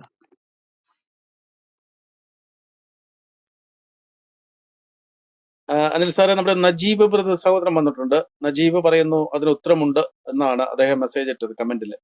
അപ്പൊ നജീബ് സംസാരിക്കുന്നുണ്ടോ? നജീബ് ഇപ്പോ ഫ്രീ ആണോ? പറയട്ടെ സോൾജർ. പറയൂ. ഓക്കെ, പിന്നെ അതൊരു ചോദ്യം തന്നെയാണ്. അതിന് ഉത്തരം തീർച്ചയായിട്ടും ഉണ്ടാവണമല്ലോ. കാരണം ഇസ്ലാമിൻ്റെ അവകാശവാദം എല്ലാ കാലത്തേക്കുള്ള ദൈവിക നിർദ്ദേശമാണ് ഇസ്ലാം എന്നുള്ളതാണ്. അപ്പോൾ സ്വാഭാവികമായിട്ടും അതിൽ പണ്ഡിതന്മാർ പറഞ്ഞു എന്ന് താജുദ്ദീൻ ഭായ് പറഞ്ഞു. പണ്ഡിതന്മാർ പറയുന്ന കാര്യങ്ങൾ ഈ പറയുന്ന രീതിയിൽ പ്രവാചകന്റെ വചനങ്ങളും വാക്കുകളും കാര്യങ്ങളൊക്കെ ഉദ്ധരിച്ചിട്ട് തന്നെയാണ് പറയാം. അപ്പം ഈ വിഷയത്തിൽ പ്രവാചകന്റെ മുന്നിൽ ഒരു ചോദ്യം വരുന്നുണ്ട്. ആ ചോദ്യവും അതിൻ്റെ ഉത്തരവും അതിൻ്റെ അടിസ്ഥാനത്തിലാണ് പണ്ഡിതന്മാർ സ്വാഭാവികമായിട്ട് ഈ വിഷയത്തിൽ പറയാം. അപ്പോൾ ആ ഒരു സാഹചര്യം എന്താണെന്ന് ചോദിച്ചാൽ, അന്ത്യദിനത്തിൽ വരാൻ പോകുന്നൊരു സാഹചര്യം ദജ്ജാലിൻ്റെ വരവിനെ കുറിച്ച് പറയുന്നുണ്ട്. ദജ്ജാലിൻ്റെ വരവിനെ കുറിച്ച് പറയുന്ന സമയത്ത് അന്നത്തെ ഒരു കാലഘട്ടത്തെ പറ്റി നബി സംസാരിക്കുന്നുണ്ട്. അതെന്താണ്? ഇതിനെപ്പറ്റി ചോദിക്കുമ്പോൾ ഇവർ സ്വഹാബത്ത് ചോദിക്കുകയാണ്, അവൻ എത്ര കാലം ഭൂമിയിൽ താമസിക്കും? അവൻ നബി മറുപടി പറയാണ്, 40 ദിവസം. അതിലെ ഒരു ദിവസം ഒരു വർഷത്തിനും മറ്റൊരു ദിവസം ഒരു മാസത്തിനും വേറൊരു ദിവസം ഒരാഴ്ചക്കും തുല്യമാണ്. അപ്പം ഇത്രയധികം ദൈർഘ്യമേറിയ ദിനങ്ങളുണ്ടാവുക. ബാക്കിയുള്ള ദിവസങ്ങൾ നിങ്ങളുടെ സാധാരണ ദിവസങ്ങൾ പോലെ തന്നെ എന്ന് പറയുമ്പം സ്വഹാബത്തിൻ്റെ ഒരു ചോദ്യമുണ്ട്. ഒരു വർഷം നീണ്ടു നിൽക്കുന്ന ആ ദിനത്തിൽ ഒരു ദിവസത്തെ നമസ്കാരങ്ങൾ മതിയാകുമോ? ഇപ്പോഴുള്ള നമ്മളുടെ അതേ വിഷയം തന്നെയാണ് അവിടെ അവർ ചോദിക്കുന്നത്. അപ്പോൾ പ്രവാചകൻ പറയുന്ന മറുപടിയാണ് ഇവിടെ അതിൻ്റെ ഒരു സൊല്യൂഷൻ. എന്താണ് പ്രവാചകൻ പറയുന്നത്? മതിയാവില്ല, നിങ്ങൾ കണക്ക് കൂട്ടി അതനുസരിച്ച് നമസ്കാരങ്ങൾ നിർവഹിക്കണം. അത് തന്നെയാണ് ഇവിടെ ചെയ്യാനുള്ളത്. അതിൻ്റെ അടിസ്ഥാനത്തിലാണ് പണ്ഡിതന്മാർ ഇതേ വിധി ഇവിടെ കൊടുക്കുന്നത്. അവിടെ ദിവസങ്ങൾ നമുക്കറിയാം 24 മണിക്കൂറാണ് എന്നുള്ളത്. ആ 24 മണിക്കൂറിൽ റെഫറൻസ്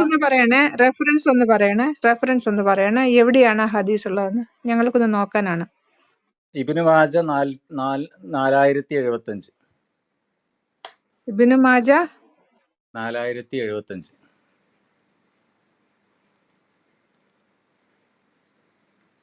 അപ്പോൾ ഞാൻ പറയുന്നത് എന്താ വെച്ചാൽ, ആ വിഷയത്തിൽ പ്രവാചകൻ നൽകിയിട്ടുള്ള മറുപടി, ആ ഉത്തരം തന്നെയാണ് ഈ വിഷയത്തിലുള്ള പരിഹാരം. Thank you. അല്ല നജീബ്, അതിലെ പ്രോബ്ലം എന്താണെന്നറിയോ? ഒന്നൊന്നിനോട് യോജിച്ചു വരുന്നില്ല. അപ്പൊ ഇതേ ആ പാറ്റേൺ വെച്ചാണോ നോയമ്പും ശീലിക്കണ്ടേ? അവയായി വൈരുദ്ധ്യം വരുന്നത്. അപ്പൊ നോയമ്പിനും ഇതാണോ പാറ്റേൺ? ഈ ടൈം അഡ്ജസ്റ്റ് ചെയ്ത് പോവാണോ എന്നുള്ളത് ഒന്ന് വ്യക്തമാക്കിയാട്ടെ. അങ്ങനെ തന്നെ വരാം. അപ്പം എല്ലാ കാര്യങ്ങളും ഇതേപോലെ തന്നെയാണല്ലോ വരിക. ഒരു ദിവസത്തേക്ക് കണക്കാക്കിയിട്ട് നമ്മൾ ചെയ്യണം. അപ്പൊ ഈ ഉത്തര ദക്ഷിണ ധ്രുവങ്ങളിലെ ആളുകൾ നിസ്കരിക്കണമെങ്കിൽ അവര് ഏത് ടൈമിനെ മാനദണ്ഡമാക്കി ഇത് ചെയ്യണം? അത് പ്രവാചകന്റെ നിർദ്ദേശം പറഞ്ഞാൽ അവർ ഈ സമയങ്ങൾ 24 മണിക്കൂർ ഒരു ദിവസമാക്കിയിട്ട് മാറ്റണം. 24 മണിക്കൂറിൽ 5 നേരത്തെ നിസ്കാരം ഡിവൈഡ് ചെയ്തിട്ട് നിസ്കരിക്കണം. അത് തന്നെ. മറ്റേ സുഹൃത്ത് ഇപ്പൊ താജുദ്ദീൻ വന്നിട്ട് മറ്റൊന്നാ പറഞ്ഞത്. താജുദ്ദീൻ പറഞ്ഞത് ആകെ നമ്മുടെ ഒരു വർഷം അവരുടെ 2 ദിവസമാണ്. അപ്പൊ അവര് അത്രയും വർഷത്തിനിടയ്ക്ക് ഒരു തവണ നിസ്കരിച്ചാൽ മതി എന്നാണ്. 5 തവണ, ആകെ ഒരു വർഷത്തിൽ 5 തവണ. താങ്കൾ പറയുന്നത് അങ്ങനല്ല, ഈ ദിവസങ്ങൾ കൺവേർട്ട് ചെയ്ത് മാറ്റിക്കൊണ്ട് ഈ സമയത്തെ അഡ്ജസ്റ്റ് ചെയ്ത് നിസ്കരിക്കണം. ഇതാണ് താങ്കൾ പറയുന്നത്. അദ്ദേഹം പറയുന്നതിൽ വ്യത്യാസമല്ലേ അത്? താജുദ്ദീൻ, ഞാൻ കേട്ടത് അവസാനമാണ് കേട്ടത്. അവസാനം അവർ പറഞ്ഞത് ഇത് വളരെ ഒരുപാട് ബുദ്ധിയും കാര്യങ്ങളൊന്നും ആവശ്യമില്ല, ഇത് നമ്മൾക്ക് കണക്ക് കൂട്ടി നിസ്കരിച്ചാൽ മതി. അബുല്ലാല മൗദൂദി അങ്ങനെയാണ് പറഞ്ഞത് എന്ന് പറഞ്ഞിട്ടാണ് അദ്ദേഹം അവസാനിപ്പിച്ചതെന്നാണ് എൻ്റെ ഓർമ്മ. അതെ. അല്ല, അദ്ദേഹം പറഞ്ഞ ഒരു ദിവസമാണ് ഈ പറഞ്ഞത്. അതായത് 5 നേരം, ഒരു വർഷത്തിൽ 5 നേരമേ ഉള്ളൂ. അപ്പൊ അവിടെ ഉത്തരം പൊളിഞ്ഞു പോകുന്നത് ഈ ഫാസ്റ്റിങ്ങിന്റെ വിഷയത്തിലും ഇത് പ്രാധാന്യമാണ്. ഇനി അടുത്തത്, ഈ ഫാസ്റ്റിങ്ങിന്റെ ശാസ്ത്രീയ ഗുണങ്ങളുണ്ട്. ഇതിന്റെ അടുത്ത മൂന്നാമത്തെ പ്രശ്നം. ഇപ്പൊ ഈ ശാസ്ത്രീയ ഗുണങ്ങൾ പകലിരുന്നാലുള്ള ഗുണവും രാത്രി ഇരുന്നാലുള്ള ദോഷങ്ങളും, രാത്രി ഭക്ഷണം കഴിക്കണം എന്നൊക്കെ പറയുന്ന കാര്യങ്ങളും ഉണ്ടല്ലോ. അപ്പൊ ഇത് ഇവർക്ക് ബാധകമല്ലാവൂലേ? ഇല്ല, ഫാസ്റ്റിങ്ങിന്റെ ശാസ്ത്രീയ വശങ്ങളും കാര്യങ്ങളൊക്കെ നമ്മൾ കണ്ടെത്തി നമ്മൾ അനുഭവിക്കുന്ന കാര്യങ്ങളാണ്. ഏറ്റവും പ്രഥമമായിട്ടുള്ള അതിന്റെ ഉദ്ദേശം എന്ന് പറഞ്ഞാൽ പടച്ചവന്റെ കൽപ്പന നമ്മൾ പാലിക്കുക എന്നുള്ളത് തന്നെയാണ്. അതിന്റെ ശാസ്ത്രീയത ഇനിയിപ്പോൾ അവിടെ പോയിട്ട് നമ്മൾ ശാസ്ത്രീയത നോക്കുമ്പോൾ ചിലപ്പോൾ അത് നമുക്ക് നമ്മളെ ധാരണകളൊക്കെ തെറ്റാണെന്ന് ഒരുപക്ഷെ പിന്നീട് ചിലപ്പോൾ ബോധ്യപ്പെടാം. അതല്ലല്ലോ പ്രധാനപ്പെട്ട വിഷയം. വലിയ ഇതാ ഹദീസാണ്. വായിക്കാം. sunna.com-ലെ വായിക്കാം. ലിങ്ക് വേണമെങ്കിൽ ഞാൻ തരാം.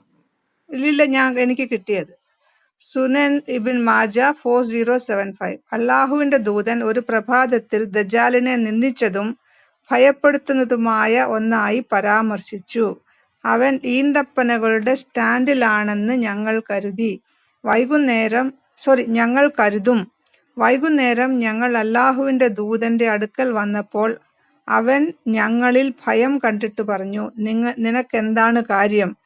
ഞങ്ങൾ പറഞ്ഞു, അള്ളാഹുവിന്റെ ദൂതരെ, നിങ്ങൾ ഇന്ന് രാവിലെ ദജ്ജാലിനെ പരാമർശിച്ചു.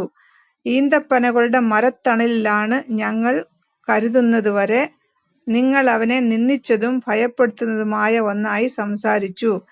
അവൻ പറഞ്ഞു, ദജ്ജാലിനേക്കാൾ ഞാൻ നിങ്ങളെ ഭയപ്പെടുന്ന കാര്യങ്ങളുണ്ട്. ഞാൻ നിങ്ങളുടെ ഇടയിലായിരിക്കുമ്പോൾ അവൻ പ്രത്യക്ഷപ്പെട്ടാൽ ഞാൻ അവനോട് നിങ്ങൾക്ക് വേണ്ടി വാദിക്കും. ഞാൻ നിങ്ങളുടെ ഇടയിൽ ഇല്ലാത്തപ്പോൾ അവൻ പ്രത്യക്ഷപ്പെടുകയാണെങ്കിൽ ഓരോ മനുഷ്യനും സ്വയം സംരക്ഷിക്കുക. എന്ന് പറഞ്ഞാൽ മുഹമ്മദ് വിചാരിച്ചത് മുഹമ്മദിന്റെ ജീവിതകാലത്ത് തന്നെ ഈ ദജ്ജാൽ പ്രത്യക്ഷപ്പെടുമെന്നായിരുന്നോ? ഓക്കെ, ഞാൻ കണ്ടിന്യൂ ചെയ്യാം. ഞാൻ നിങ്ങളുടെ ഇടയിൽ ഇല്ലാത്തപ്പോൾ അവൻ പ്രത്യക്ഷപ്പെടുകയാണെങ്കിൽ ഓരോ മനുഷ്യനും സ്വയം സംരക്ഷിക്കുക. അള്ളാഹു എനിക്ക് വേണ്ടി ഓരോ മുസ്ലിമിനെയും പരിപാലിക്കും.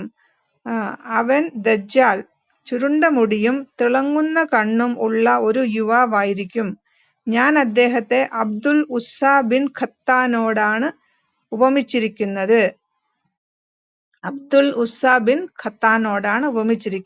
നിങ്ങളിൽ ആരെങ്കിലും അവനെ കണ്ടാൽ അവൻ അവന്റെ മേൽ സൂറത്തുൽ കാഫിലെ ആദ്യ സൂക്തങ്ങൾ ഓതട്ടെ. അതായത് 18-ാമത്തേത്.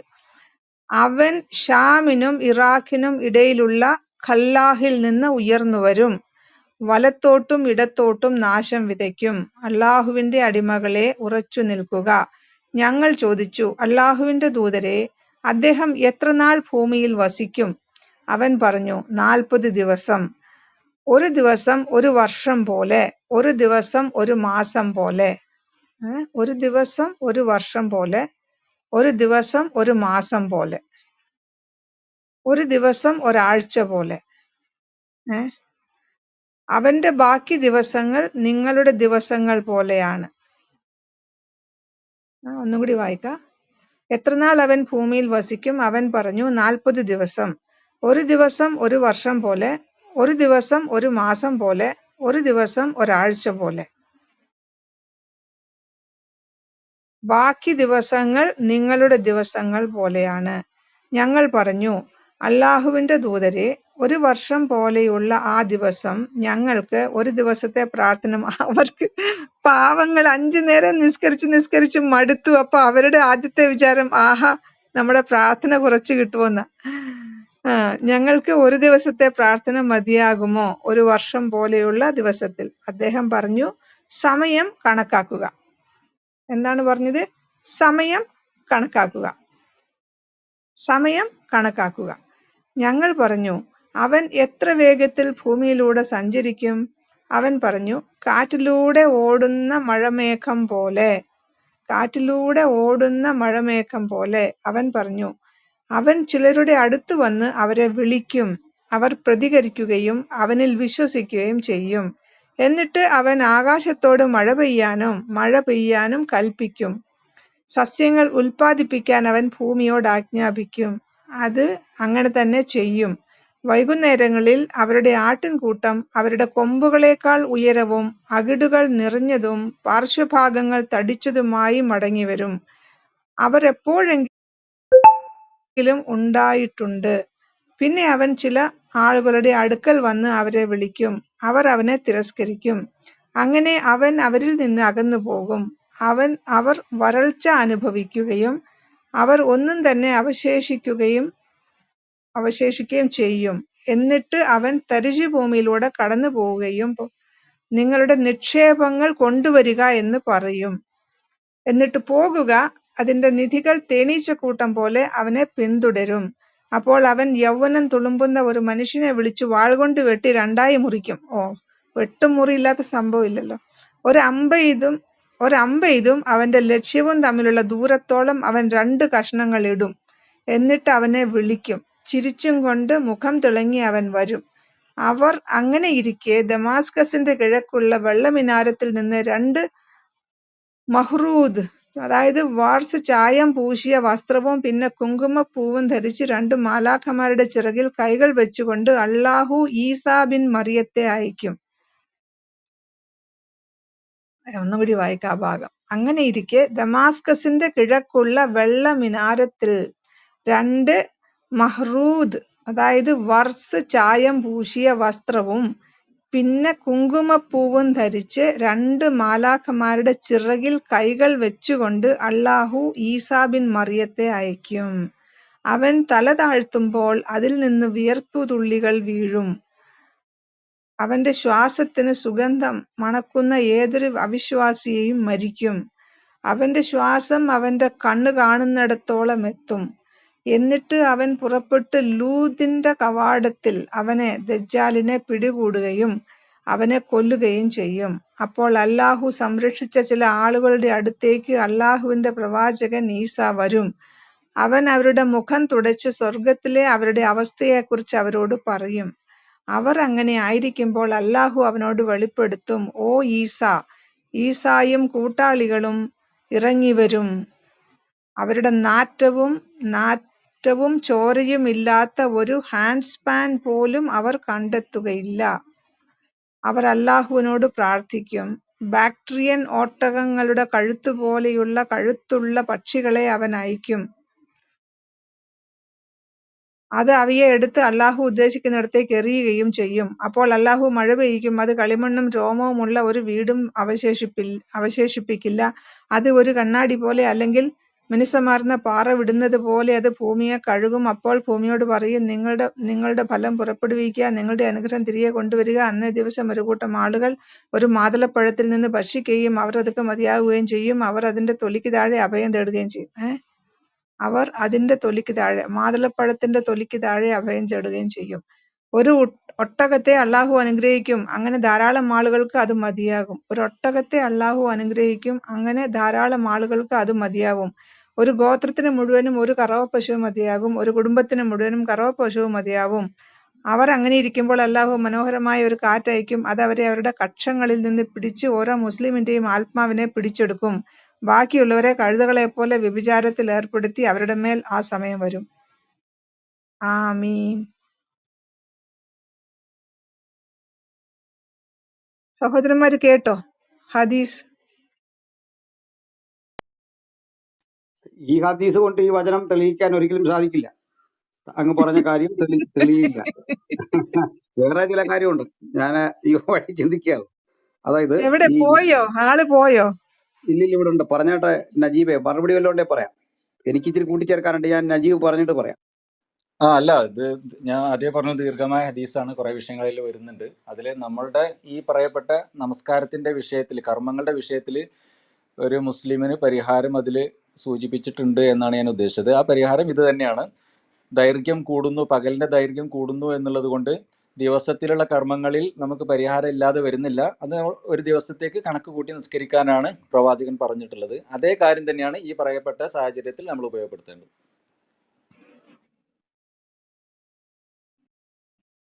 ഞാൻ ഹദീസ് എന്തോ പറയാൻ വന്നു, അല്ലെ ഞാൻ മറുപടി പറയാം? പറഞ്ഞോളൂ പാസ്റ്റർ പറഞ്ഞോളൂ. ഒന്നാമത്, ഈ ദജ്ജാലുമായി ബന്ധപ്പെട്ട കാര്യങ്ങളൊക്കെ തന്നെ രൂപകാർത്ഥത്തിൽ പറയുന്നവയാണ്. അക്ഷരാർത്ഥം അതിനില്ല. ഉണ്ടെങ്കിൽ നമുക്ക് പല കാര്യങ്ങൾ അക്ഷരാർത്ഥത്തിൽ എടുത്താൽ അത് ശരിയാകാതെ വരും. കാരണം ഈ അതോട് ബന്ധപ്പെട്ട് പറയുന്ന ചില കാര്യങ്ങളുണ്ട്. ലോകാവസാനത്തിന്റെ അടയാളങ്ങളായിട്ട് ചില വസ്തുതകൾ പറയുന്നുണ്ട്. നബി പ്രവചിച്ചതായിട്ടാണ്. ലോകാവസാനത്തിന് മുമ്പായി ഭൂമിയിൽ സംഭവിക്കാനിരിക്കുന്ന കാര്യങ്ങൾ നബി പ്രവചിക്കുന്നുണ്ട്. മുഹമ്മദ് നബിക്ക് ശേഷം 30 കള്ളപ്രവാചകന്മാർ വരും. മതവിജ്ഞാനം അപ്രത്യക്ഷമാകും. ജനങ്ങൾ അമ്പരചുംബികളായ കെട്ടിടങ്ങൾ നിർമ്മിക്കും. ഇനി കൊലപാതകങ്ങൾ നിരന്തരം ഉണ്ടാവും. ക്രമാതീതമായി ധനം വർദ്ധിക്കും. ജഹജ എന്നു പേരായ ഒരാൾ രാജാവാകും. മുസ്ലിങ്ങൾ ജൂതന്മാരുമായി പോരാടി വിജയിക്കും. മദീനയിലെ ജനവാസം കുറയുകയും ജെറുസലേം പ്രശസ്ത നഗരമായി ഉയരുകയും ചെയ്യും. അപ്പോൾ മുസ്ലിങ്ങളും ക്രിസ്ത്യാനികളും ഒരു വശത്ത്, സഖ്യകക്ഷികളായ ശത്രുക്കൾ മറുവശത്ത് നിന്ന് യുദ്ധം ചെയ്യും. മുസ്ലിങ്ങൾ കോൺസ്റ്റാന്റിനോപ്പിൾ ആയുധം കൂടാതെ പിടിച്ചെടുക്കും. മസീഹ് ദജ്ജാൽ പുറപ്പെടും, അതായത് ഈ ദജ്ജാല്. അതിനുശേഷം ഈസാ നബി ഭൂമിയിൽ വരും. ഒരു നീഗ്രോ ഭരണാധികാരി കാബ പൊളിക്കും. നിധികൾ അയാൾ എടുത്തുകൊണ്ട് പോകും. ഇനിയും അന്തരീക്ഷത്തിലുണ്ടാകുന്ന അടയാളങ്ങൾ: ഒന്ന്, സൂര്യൻ പടിഞ്ഞാറ് ഉദിക്കും. ഈ സൂര്യൻ പടിഞ്ഞാറ് ഉദിക്കും എന്ന പ്രയോഗം തന്നെ അങ്ങേയറ്റം അശാസ്ത്രീയമാണ്. അത് അക്ഷരാർത്ഥം എടുക്കാൻ പറ്റുമോന്ന് നിങ്ങൾ പറഞ്ഞാൽ മതി. സൂര്യൻ പടിഞ്ഞാറ് ഉദിക്കാൻ പറ്റുന്നത് എങ്ങനെ? ഉദയോ അസ്തമയോ ഇല്ല, അത് നമുക്കറിയാം. എന്നാൽ പടിഞ്ഞാറ് ഉദിക്കും, പടിഞ്ഞാറ് അസ്തമിക്കും, കിഴക്കുദിക്കും എന്നൊക്കെ പറയുന്നത് തന്നെ ആപേക്ഷികമായ ഒരു കാഴ്ചപ്പാടാണെന്ന് നമുക്കറിയാം. അല്ലെങ്കിൽ ഭൂമി തിരിഞ്ഞു കറങ്ങണം, നിങ്ങൾ പറഞ്ഞ കാര്യം സംഭവിക്കണമെങ്കിൽ. ഭൂമി തിരിഞ്ഞു കറങ്ങിയാൽ ഉണ്ടാകുന്ന കാര്യം എന്താന്ന് നോക്കിയാട്ടെ. ഈ കറക്കം ആദ്യം നിശ്ചലമാകണം. നിശ്ചലമാകുന്ന ആ ജഡത്വ നിമിത്തം ഉണ്ടാകുന്ന പ്രശ്നങ്ങളാൽ തന്നെ ഭൂമി അസ്ഥിരമാകും. പിന്നെ അതിന് നിലനിൽപ്പില്ല. ആ ചെറിയ ഷെയ്ക്ക് മതി, ഭൂമി തന്നെ തകർന്നു പോകും. അതിനകത്ത് വൻതോതിൽ തീ പിടിക്കും. മുകൾ ഭാഗത്തു നിന്ന് താഴെ അതിൻ്റെ ചുവട് ആ ബാഹ്യഭാഗമൊക്കെ തണുത്തുറയും. അങ്ങനെ കത്തിക്കരിഞ്ഞൊരു കരിക്കട്ടയായിട്ടും ജലമായിട്ടും ഭൂമി പിരിഞ്ഞു പോകും. ഇതാ സംഭവിക്കുന്നത് പെട്ടെന്ന് ഈ കറക്കം നിലച്ചാൽ. എന്നിട്ട് തിരിഞ്ഞു കറങ്ങണം. അത് അക്ഷരാർത്ഥമായിരിക്കില്ല, അങ്ങനെ നിങ്ങൾ പറഞ്ഞാൽ സമ്മതിച്ചു. അക്ഷരാർത്ഥത്തിൽ അങ്ങനല്ല, അതിനെന്തോ ഒരു ആത്മീയ അർത്ഥമുണ്ട്. പടിഞ്ഞാറ് ഉദിക്കുന്ന പോലെ നമുക്ക് തോന്നുക എന്ന് പറഞ്ഞാൽ ഓക്കെ. അപ്പൊ ആ മാനദണ്ഡം എടുത്താൽ പിന്നെ ഉണ്ട് ഈ ദാബത്തുൽ അർളി, ഭൂമിയുടെ ഒരു ജീവി പ്രത്യക്ഷപ്പെട്ട് മക്കയിലെ സാവാ കുന്നിന്റെ മുകളിൽ നിൽക്കും. അപ്പൊ മൂസയുടെ വടിയും സുലൈമാൻ നബിയുടെ മുദ്രയും ഈ ജീവി വഹിക്കും. അതിവേഗതയുള്ള ഈ ജീവിയെ യാതൊന്നിനും മറികടക്കാനോ ഈ ജീവിയിൽ നിന്ന് രക്ഷപ്പെടാനോ കഴിയില്ല. ജീവിയുടെ അഘാതത്തിൽ നിന്ന് വിശ്വാസിയുടെ നെറ്റിയിൽ മുഅമീൻ എന്നും അവിശ്വാസിയുടെ നെറ്റിയിൽ കാഫിർ എന്നും പതിയും. ഇങ്ങനെ ഇരിക്കുന്ന ഘട്ടത്തിൽ മുസ്ലിങ്ങൾ ഗ്രീക്കുകാരോട് യുദ്ധം ചെയ്ത് ഇസഹാക്ക് നബിയുടെ പിൻഗാമികളിൽപ്പെട്ട 7000 പേർ കോൺസ്റ്റാന്റിനോപ്പിൾ പിടിച്ചെടുക്കും. ആയുധശക്തി കൊണ്ടല്ല അത് കീഴടക്കുന്നത്, മറിച്ച് അവർ ലാ ഇലാഹ ഇല്ലല്ലാ പറയുമ്പോൾ തന്നെ ഇത് വീഴുകയും അവരുടെ സമ്പത്ത് ഇവർക്കൊക്കെ കിട്ടുകയും ചെയ്യും. അപ്പോഴേക്ക് ഈ ദജ്ജാലിന്റെ നെറ്റിയിൽ കാഫിർ എന്ന് എഴുതി വെച്ചിട്ടുണ്ടാവും. അപ്പൊ ഇയാൾ വരിക. അപ്പൊ ഇയാൾ വരുമ്പോൾ ഈ ഇസ്രാനിലെ 70,000 ജൂതന്മാർ അവനെ പിന്തുടരും. ഭൂമിയിൽ അവൻ 40 ദിവസം വാഴും. അതിലെ ഓരോ ദിനവും ഓരോ വർഷത്തിന്റെ നീളമുള്ളതായിരിക്കും.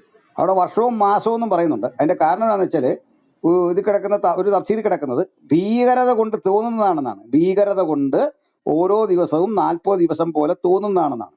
അല്ല ഓരോ ദിവസവും ഓരോ വർഷമാണോ ഓരോ മാസമാണോ കറക്റ്റ് എന്ന് അല്ലെങ്കിൽ പറയാൻ ബാധ്യസ്ഥരാണ്. അത് കൃത്യമില്ല.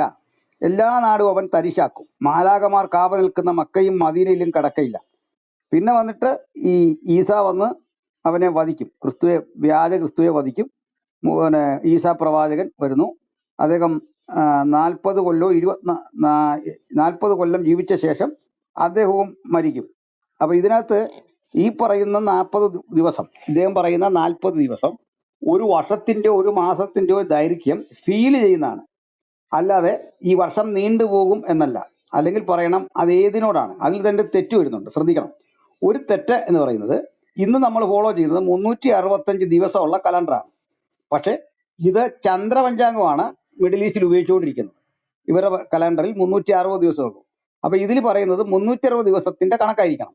ആ കണക്കാണെങ്കിൽ അവിടെ വച്ച് എങ്ങനെയാണ് ഈ ഫാസ്റ്റിംഗ് വിത്ത് ഈ പ്രയർ, ഈ രണ്ട് കാര്യങ്ങൾ പ്രാവർത്തികമാക്കുന്നത്? ഈ ചോദ്യമാണ് നമ്മുടെ മുമ്പിൽ അവശേഷിക്കുന്നത്. നമ്മുടെ ചോദ്യം പോയത് ധ്രുവപ്രദേശങ്ങളിലെ മനുഷ്യരുടെ ജീവിതത്തോട് ബന്ധപ്പെട്ടാണ്. അപ്പോൾ ഇനിയും ഈ ദജ്ജാൽ വരുന്ന സ്ഥലം ഇങ്ങാണ്. നമ്മുടെ അത് ഭൂമി മുഴുവൻ ബാധിക്കുന്ന ഒരു തരത്തിലാണോ അല്ലയോ എന്നൊന്നും വ്യക്തമല്ല. ആണെങ്കിൽ അതെങ്ങനെയാണ് ഭൂമിയുടെ ഒരു കര പകല് ഒരു കര തിരിച്ച്, ഇങ്ങനെയൊക്കെയാണല്ലോ. അപ്പൊ ഇതെങ്ങനെയൊക്കെയാണ് ഈ പ്രശ്നങ്ങളെ നിങ്ങൾ കാണുന്നത്? സൂര്യൻ പടിഞ്ഞാറ് ഉദിക്കുന്നത് എങ്ങനെയാണ്? അത് ശാസ്ത്രീയമാണോ അശാസ്ത്രീയമാണോ? അത് ഈ രൂപകാർത്ഥം പറഞ്ഞാണോ അക്ഷരാർത്ഥം പറഞ്ഞാണോ? ഇതെല്ലാം ഒന്ന് അറിയാവുന്ന വിധത്തിൽ ഒന്ന് പറഞ്ഞു തന്നാൽ കൊള്ളാം. ഞങ്ങൾ കേട്ടിരിക്കാം. താങ്കൾ നന്നായി പറഞ്ഞോളൂ, ഒരു വിഷയമില്ല, സമയം എടുത്തോളൂ. ഓക്കെ. അനിൽ സാർ, അതിൽ പിന്നെ നിങ്ങൾ പറഞ്ഞതിൽ കുറേ വിഷയങ്ങളുണ്ട്. ദജ്ജാൽ വരുന്ന സമയത്ത് ഒന്നിപ്പം അതിൻ്റെ നിങ്ങൾ പറഞ്ഞ നിങ്ങളുടെ ഒരു ധാരണ വെച്ചിട്ട് സൂര്യൻ പടിഞ്ഞാറ് ഉദിക്കുമെന്ന് പറയുമ്പോൾ അതിൻ്റെ അശാസ്ത്രീയത, അതുപോലെ തന്നെ ആ സമയത്തുള്ള സമയത്തിൻ്റെ കൗണ്ടിങ് 365 ദിവസമാണോ ചന്ദ്രവർഷമാണോ എന്താണ് അതിൻ്റെ സാങ്കേതികത, അപ്പോൾ ആ സമയത്തുള്ള കുറേ പ്രശ്നങ്ങളാണ് നിങ്ങൾ പറയുന്നത്. ഞാൻ പറയുന്നത് ഓക്കെ, അത് എന്താണ് അതിനെപ്പറ്റി കൂടുതൽ വേണമെങ്കിൽ പഠിച്ചിട്ടോ നമുക്ക് ചർച്ച ചെയ്തിട്ടോ ഒക്കെ സംസാരിക്കാം. പക്ഷെ ഇപ്പോൾ ഉള്ള നമ്മുടെ വിഷയം ധ്രുവ പ്രദേശങ്ങളിൽ ഇപ്പൊ നമ്മൾ എങ്ങനെ നിസ്കരിക്കണം എന്നുള്ളതിന് പരിഹാരം പണ്ഡിതന്മാരെ അഭിപ്രായം പറയുന്നത് പ്രവാചകന്റെ വചനങ്ങളുടെ അടിസ്ഥാനത്തിൽ തന്നെയാണ് എന്നുള്ളൊരു കാര്യമാണ് ഞാൻ ഇവിടെ അവതരിപ്പിച്ചത്. അത് നിങ്ങൾക്ക് ബോധ്യപ്പെട്ടിട്ടുണ്ടാവും എന്ന് വിചാരിക്കണം. അന്നത്തെ പ്രശ്നങ്ങളുടെ പരിഹാരങ്ങൾ എന്താണ് എന്ന് കൃത്യമായിട്ട് നമ്മൾ വേണമെങ്കിൽ പഠിച്ചിട്ട് ചർച്ച ചെയ്യാം. ഈ ഒരു വിഷയത്തിന് ഇപ്പോൾ പരിഹാരം ഉണ്ടെന്ന് മനസ്സിലായില്ലേ ബ്രദർ? അല്ല, ഈ പരിഹാരത്തിന്റെ പ്രശ്നം അത് ഫാസ്റ്റിങ്ങും തമ്മിൽ യോജിച്ചു വരുന്നില്ല സാർ. ഫാസ്റ്റിങ്ങും ഈ പ്രശ്നവും തമ്മിൽ യോജിച്ചു വരുന്നില്ല. ഈ പ്രശ്നമുണ്ട്. കാരണം ഫാസ്റ്റിങ് പകലും ഫുഡ് കഴിക്കേണ്ട രാത്രിയുമാണ്. അതിനകത്ത് തർക്കം വല്ലതും ഉണ്ടോ? അതെ, അങ്ങനെയാണ് നമ്മൾ പൊതുവെ നമ്മൾ ചെയ്യുന്നത്. ഒരു ദിവസത്തിൽ രാത്രിയും പകലും വരുന്നുണ്ട്. അപ്പോൾ ഒരു ദിവസത്തിൽ തന്നെ പകൽ മാത്രം നീണ്ടു നിൽക്കുമ്പോൾ നമ്മൾ എങ്ങനെ ചെയ്യണം? അവിടെ നമ്മൾ ഈ പറയുന്ന രീതിയിൽ കൗണ്ട് ചെയ്തിട്ട് ഒരു ദിവസത്തെ നമ്മൾ 24 മണിക്കൂർ എന്ന് നിശ്ചയിക്കുകയും അതിൽ നമ്മൾ പകൽ ഇത്ര സമയം എന്ന് നമ്മൾ കണക്കാക്കിയിട്ട് ആ പകൽ സമയം നമ്മൾ നോമ്പെടുക്കുകയും ചെയ്യാം. അതെങ്ങനെയാണ് നോമ്പെടുക്കുക? നോമ്പ് സാധാരണ വരുന്നത് മഗ്രിബ് നമസ്കാരം വരെയാണ്. സുബൈന്റെ സമയം മുതൽ മഗ്രിബ് നമസ്കാരം വരെയാണ് നോമ്പ്. അപ്പോൾ എപ്പോഴാണോ നമ്മൾ സുബൈ നമസ്കരിക്കുന്നത് അതിന്റെ ബാങ്കിന്റെ സമയമായിട്ട് നമ്മൾ കണക്കാക്കുന്നത്, അപ്പോൾ നോമ്പ് സ്റ്റാർട്ട് ചെയ്യും. എപ്പോഴാണോ മഗ്രിബ് നമ്മൾ നമസ്കരിക്കാൻ ബാങ്ക് നിശ്ചയിക്കുന്നത് അപ്പോൾ നോമ്പ് അവസാനിക്കും. ആ രീതിയിലായിരിക്കും അപ്പോൾ വരും. അതല്ല പ്രോബ്ലം. അതായത് നിങ്ങളുടെ നമസ്കാരത്തിന് ഈ വിഭജിച്ചതുപോലെ നോമ്പിനിങ്ങനെ വിഭജിക്കാം എന്നുള്ളത് കൂട്ടിപ്പറ. അതിനെ പറ്റിയൊരു ഒരു വചനം പറ. നമസ്കാരത്തിന്റെ സമ്മതിച്ചു. നമസ്കാരം നിങ്ങൾ ഡേ ആയിട്ട് കൺവെർട്ട് ചെയ്യുന്നു, 24 hours ആയിട്ട് ക്രമപ്പെടുത്തുന്നു. അതിൽ നിങ്ങൾ ഈ ടൈം കണ്ടെത്തുന്നു, ആ ടൈമിൽ നിസ്കരിക്കുന്നു. മറ്റേ ആൾ പറഞ്ഞത് അടുത്തടുത്ത രാജ്യങ്ങളിലെ സമയം തിരക്കണമെന്നാണ്. അത് ഇതിപ്പോ തമ്മിൽ യാതൊരു ബന്ധമില്ല. 24 മണിക്കൂർ ഇവർക്ക് എവിടുന്ന് വേണമെങ്കിലും കൗണ്ട് ചെയ്യാം ഈ പറഞ്ഞനുസരിച്ച്. അപ്പൊ നിങ്ങൾ പറയുന്ന ഒരു വിഷയം ഇതാണ്. ഈ ബാങ്ക് വിളിക്കുമ്പോൾ ലോകത്തിലെ സകല മുസ്ലിങ്ങളും കിബിലയ്ക്ക് നേരെ തിരിയുന്നു, പ്രാർത്ഥിക്കുന്നു, അങ്ങനെ ഏകീകരിക്കപ്പെട്ടായി ചെയ്യുന്നത്. അത് ഇവർക്ക് ബാധകമല്ലാതെ വരും. ചുരുക്കത്തിൽ ഇതൊരു സപ്ലിമെന്ററി പോലെ നിങ്ങളുമായിട്ട് ഒരു ബന്ധമില്ലാത്തൊരു സമൂഹം ഇതിന് പുറത്ത് കിടക്കുന്നു. അവരവരുടേതായ ഒരു നിയമം, ഒരു സമയം കണ്ടെത്തിയിട്ട് നിസ്കരിക്കുന്നു. അവരവരുടേതായ ഒരു ചിന്തക്കനുസരിച്ച് ഫാസ്റ്റിംഗ് ഇരിക്കുന്നു. ഇത് ഇസ്ലാമുമായിട്ട് എങ്ങനെ യോജിപ്പിച്ചു കൊണ്ടുപോകുന്നത്? ഇസ്ലാമിന് പ്രമാണബദ്ധമായിട്ട് വേണ്ട നിസ്കരിക്കാൻ. ഇപ്പൊ തന്നെ നിങ്ങൾക്ക് തോന്നുമ്പോൾ നിസ്കരിക്കാനൊക്കെയല്ലോ, ആ ടൈമിലാണ് ചെയ്യേണ്ടത്. ആ ടൈം ഇവർ സ്റ്റാർട്ട് ചെയ്യുന്ന ഒരു സമയം വെച്ചാണോ അതോ സൗദി അറേബ്യ ഫോളോ ചെയ്യുന്ന ടൈമിലാണ് ഇവരും ചെയ്യേണ്ടതെന്ന് പറഞ്ഞാൽ ഓക്കെ, ആ പ്രശ്നം വരുന്നില്ല. മറിച്ച് ഇത് കൗണ്ട് ചെയ്ത് 24 hours ക്രമീകരിച്ചിട്ട് ചെയ്താൽ അതെങ്ങനെ ഇസ്ലാമികമാകും? ഇതല്ലേ ചോദ്യം. അതെ, അതിന് വാക്ക് പറയൂ എന്ന് പറയുമ്പം അതിന് വാക്ക് നമ്മൾ ഹദീസ് നമ്മൾ എടുക്കുമ്പം ഈ ഒരു വാക്കാണ് അതിൽ വരിക. എന്താണ്? സഹാബത്ത് ചോദിക്കുന്നുണ്ട് അത് മതിയാകും, നമസ്കാരത്തെ പറ്റി ചോദിക്കുന്നുണ്ട്. അപ്പോൾ അത് മതിയാകുമോ എന്ന് ചോദിക്കുമ്പം പ്രവാചകൻ പറയുന്ന മറുപടി അതാണ് നമ്മൾ ഇവിടെ വാക്കായിട്ട് എടുക്കേണ്ടത്. എന്താണ്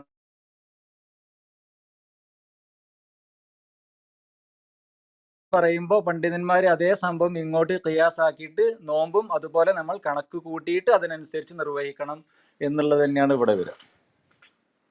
ഈ നോമ്പ് പ്രായോഗികതയുടെ കാര്യമാണ്. വളരെ അവന്റെ ജീവിതമായിട്ട് ബന്ധപ്പെട്ട കാര്യമാണ്. ഫുഡ് കഴിക്കണം, മനുഷ്യൻ ജീവിക്കണം, ഈ കാര്യം കിടക്കാണ്. ഇതിന് ഗൈഡ് ലൈൻസ് ഇല്ലെന്ന് നിങ്ങളുടെ പക്കൽ.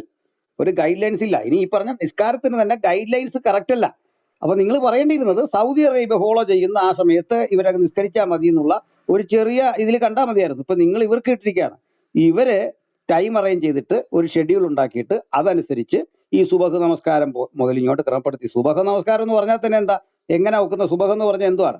അത് രാവിലെ ചെയ്യേണ്ട കേസല്ലേ? അപ്പൊ ഇങ്ങനെ ചെയ്യേണ്ട കാര്യം ഇവർക്ക് എന്താണ് രാവിലെ? ഇതെങ്ങനെയാ ഒക്കുന്നത്?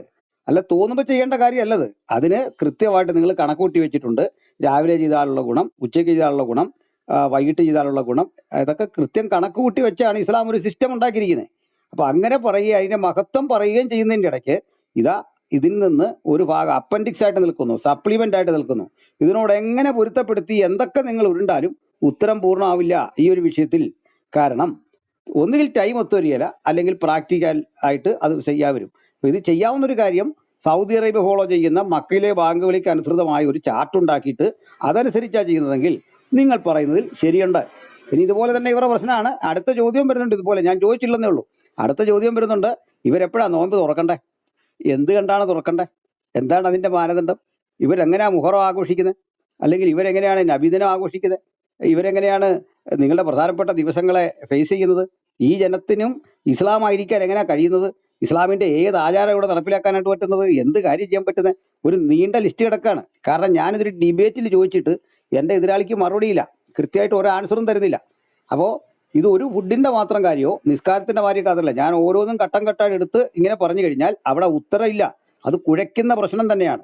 കാരണം നിങ്ങൾ തന്നെ ഇപ്പം ചന്ദ്രോദയം കണ്ടും അങ്ങനെയുള്ള സാന്നിധ്യം കണ്ടും ഒക്കെ വിവരം അങ്ങോട്ടും ഇങ്ങോട്ടും വിളിച്ചറിയിക്കണം എന്നൊക്കെ പത്രത്തിൽ കാണും. ഇവരെന്താണ് ചെയ്യേണ്ടത്? എന്ത് നിർദ്ദേശം അനുസരിച്ചാണ് ഭക്ഷണം കഴിക്കേണ്ടത്? ആ സമയമായി വാച്ച് നോക്കിയിട്ട് നമുക്ക് ഫുഡടിച്ചേക്കാം. അപ്പൊ എങ്ങനെ ഇസ്ലാമികമാകും? ഇതല്ലേ പറയണേ? മാസപ്പിറവി കാണണം, പല ഘടകങ്ങളില്ലേ?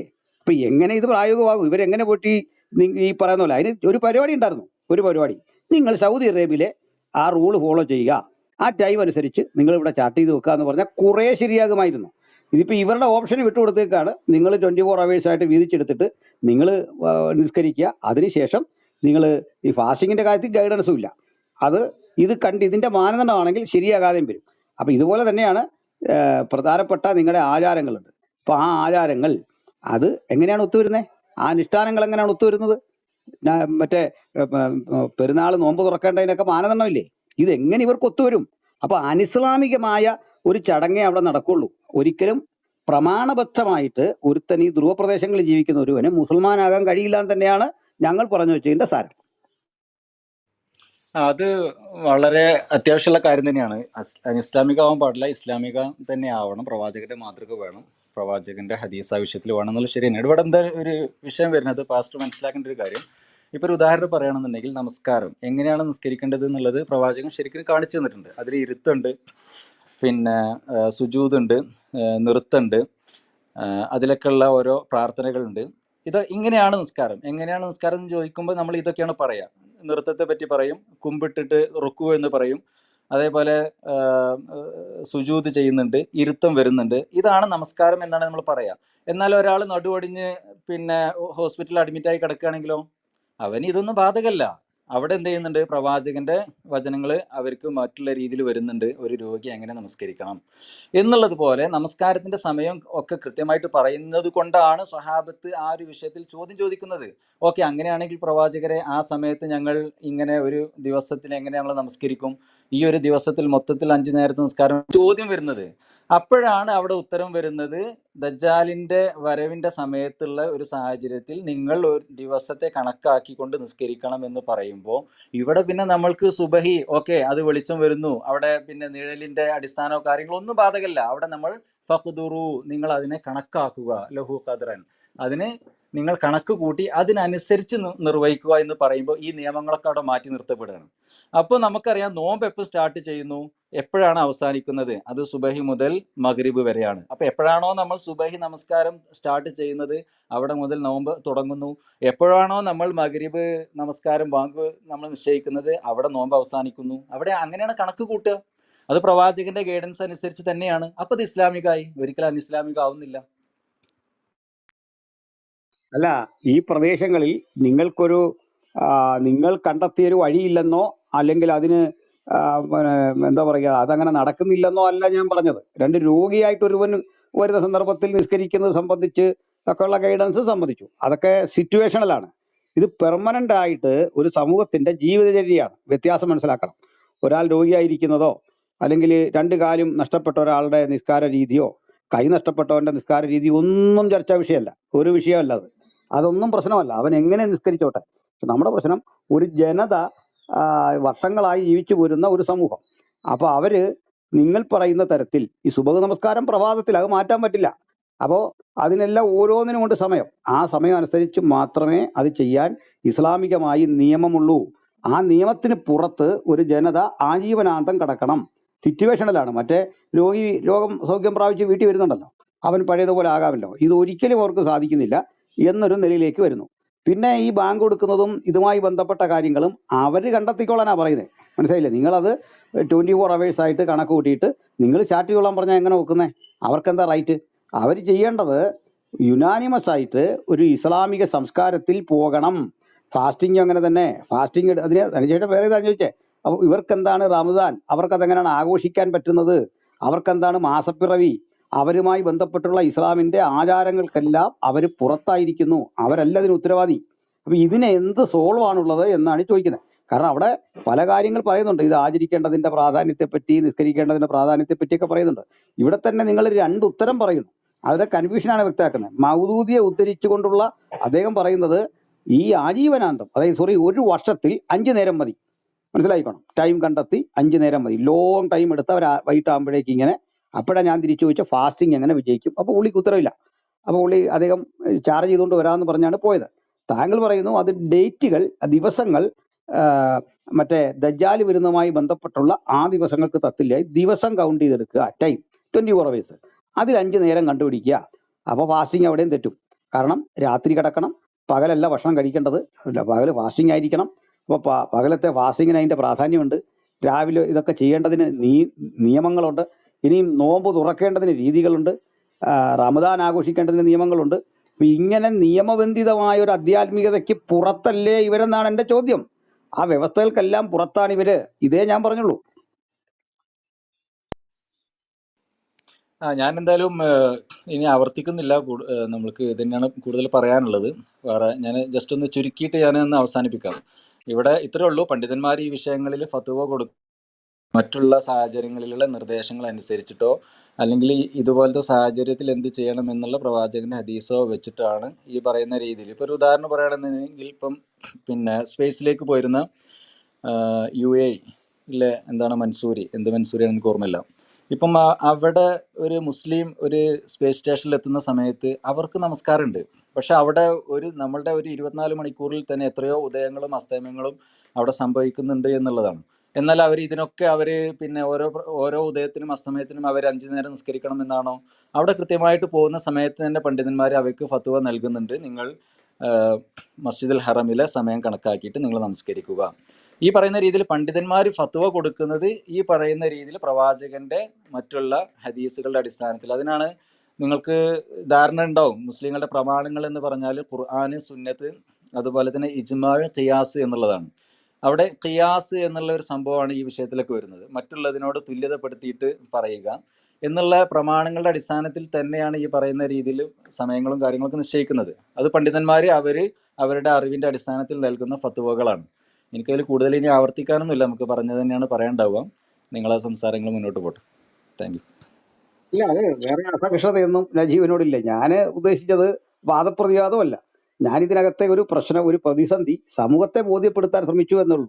നമ്മുടെ കേൾവിക്കാരായ ആളുകൾക്ക് ഇതിനകത്തുള്ള ഒരു അപര്യാപ്തത ഞാൻ ചൂണ്ടിക്കാണിച്ചു എന്ന് മാത്രമേ ഉള്ളൂ. എന്ന് വെച്ചാൽ ഇത്രേ ഉള്ളൂ.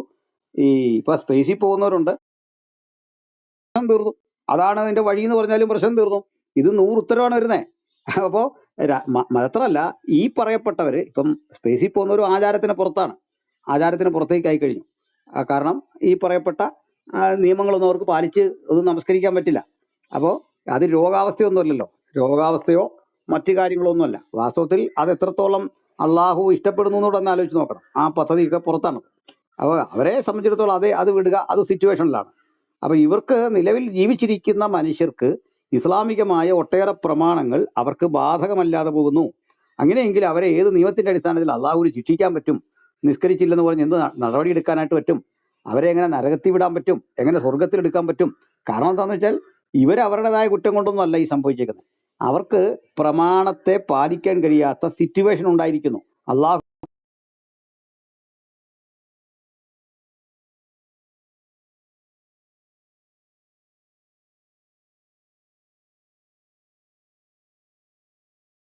ഇതിനാൽ തന്നെ ഉണ്ടായിരിക്കുന്നു, അല്ലെ പ്രകൃതത്തായിട്ടുണ്ടായിരിക്കുന്നു.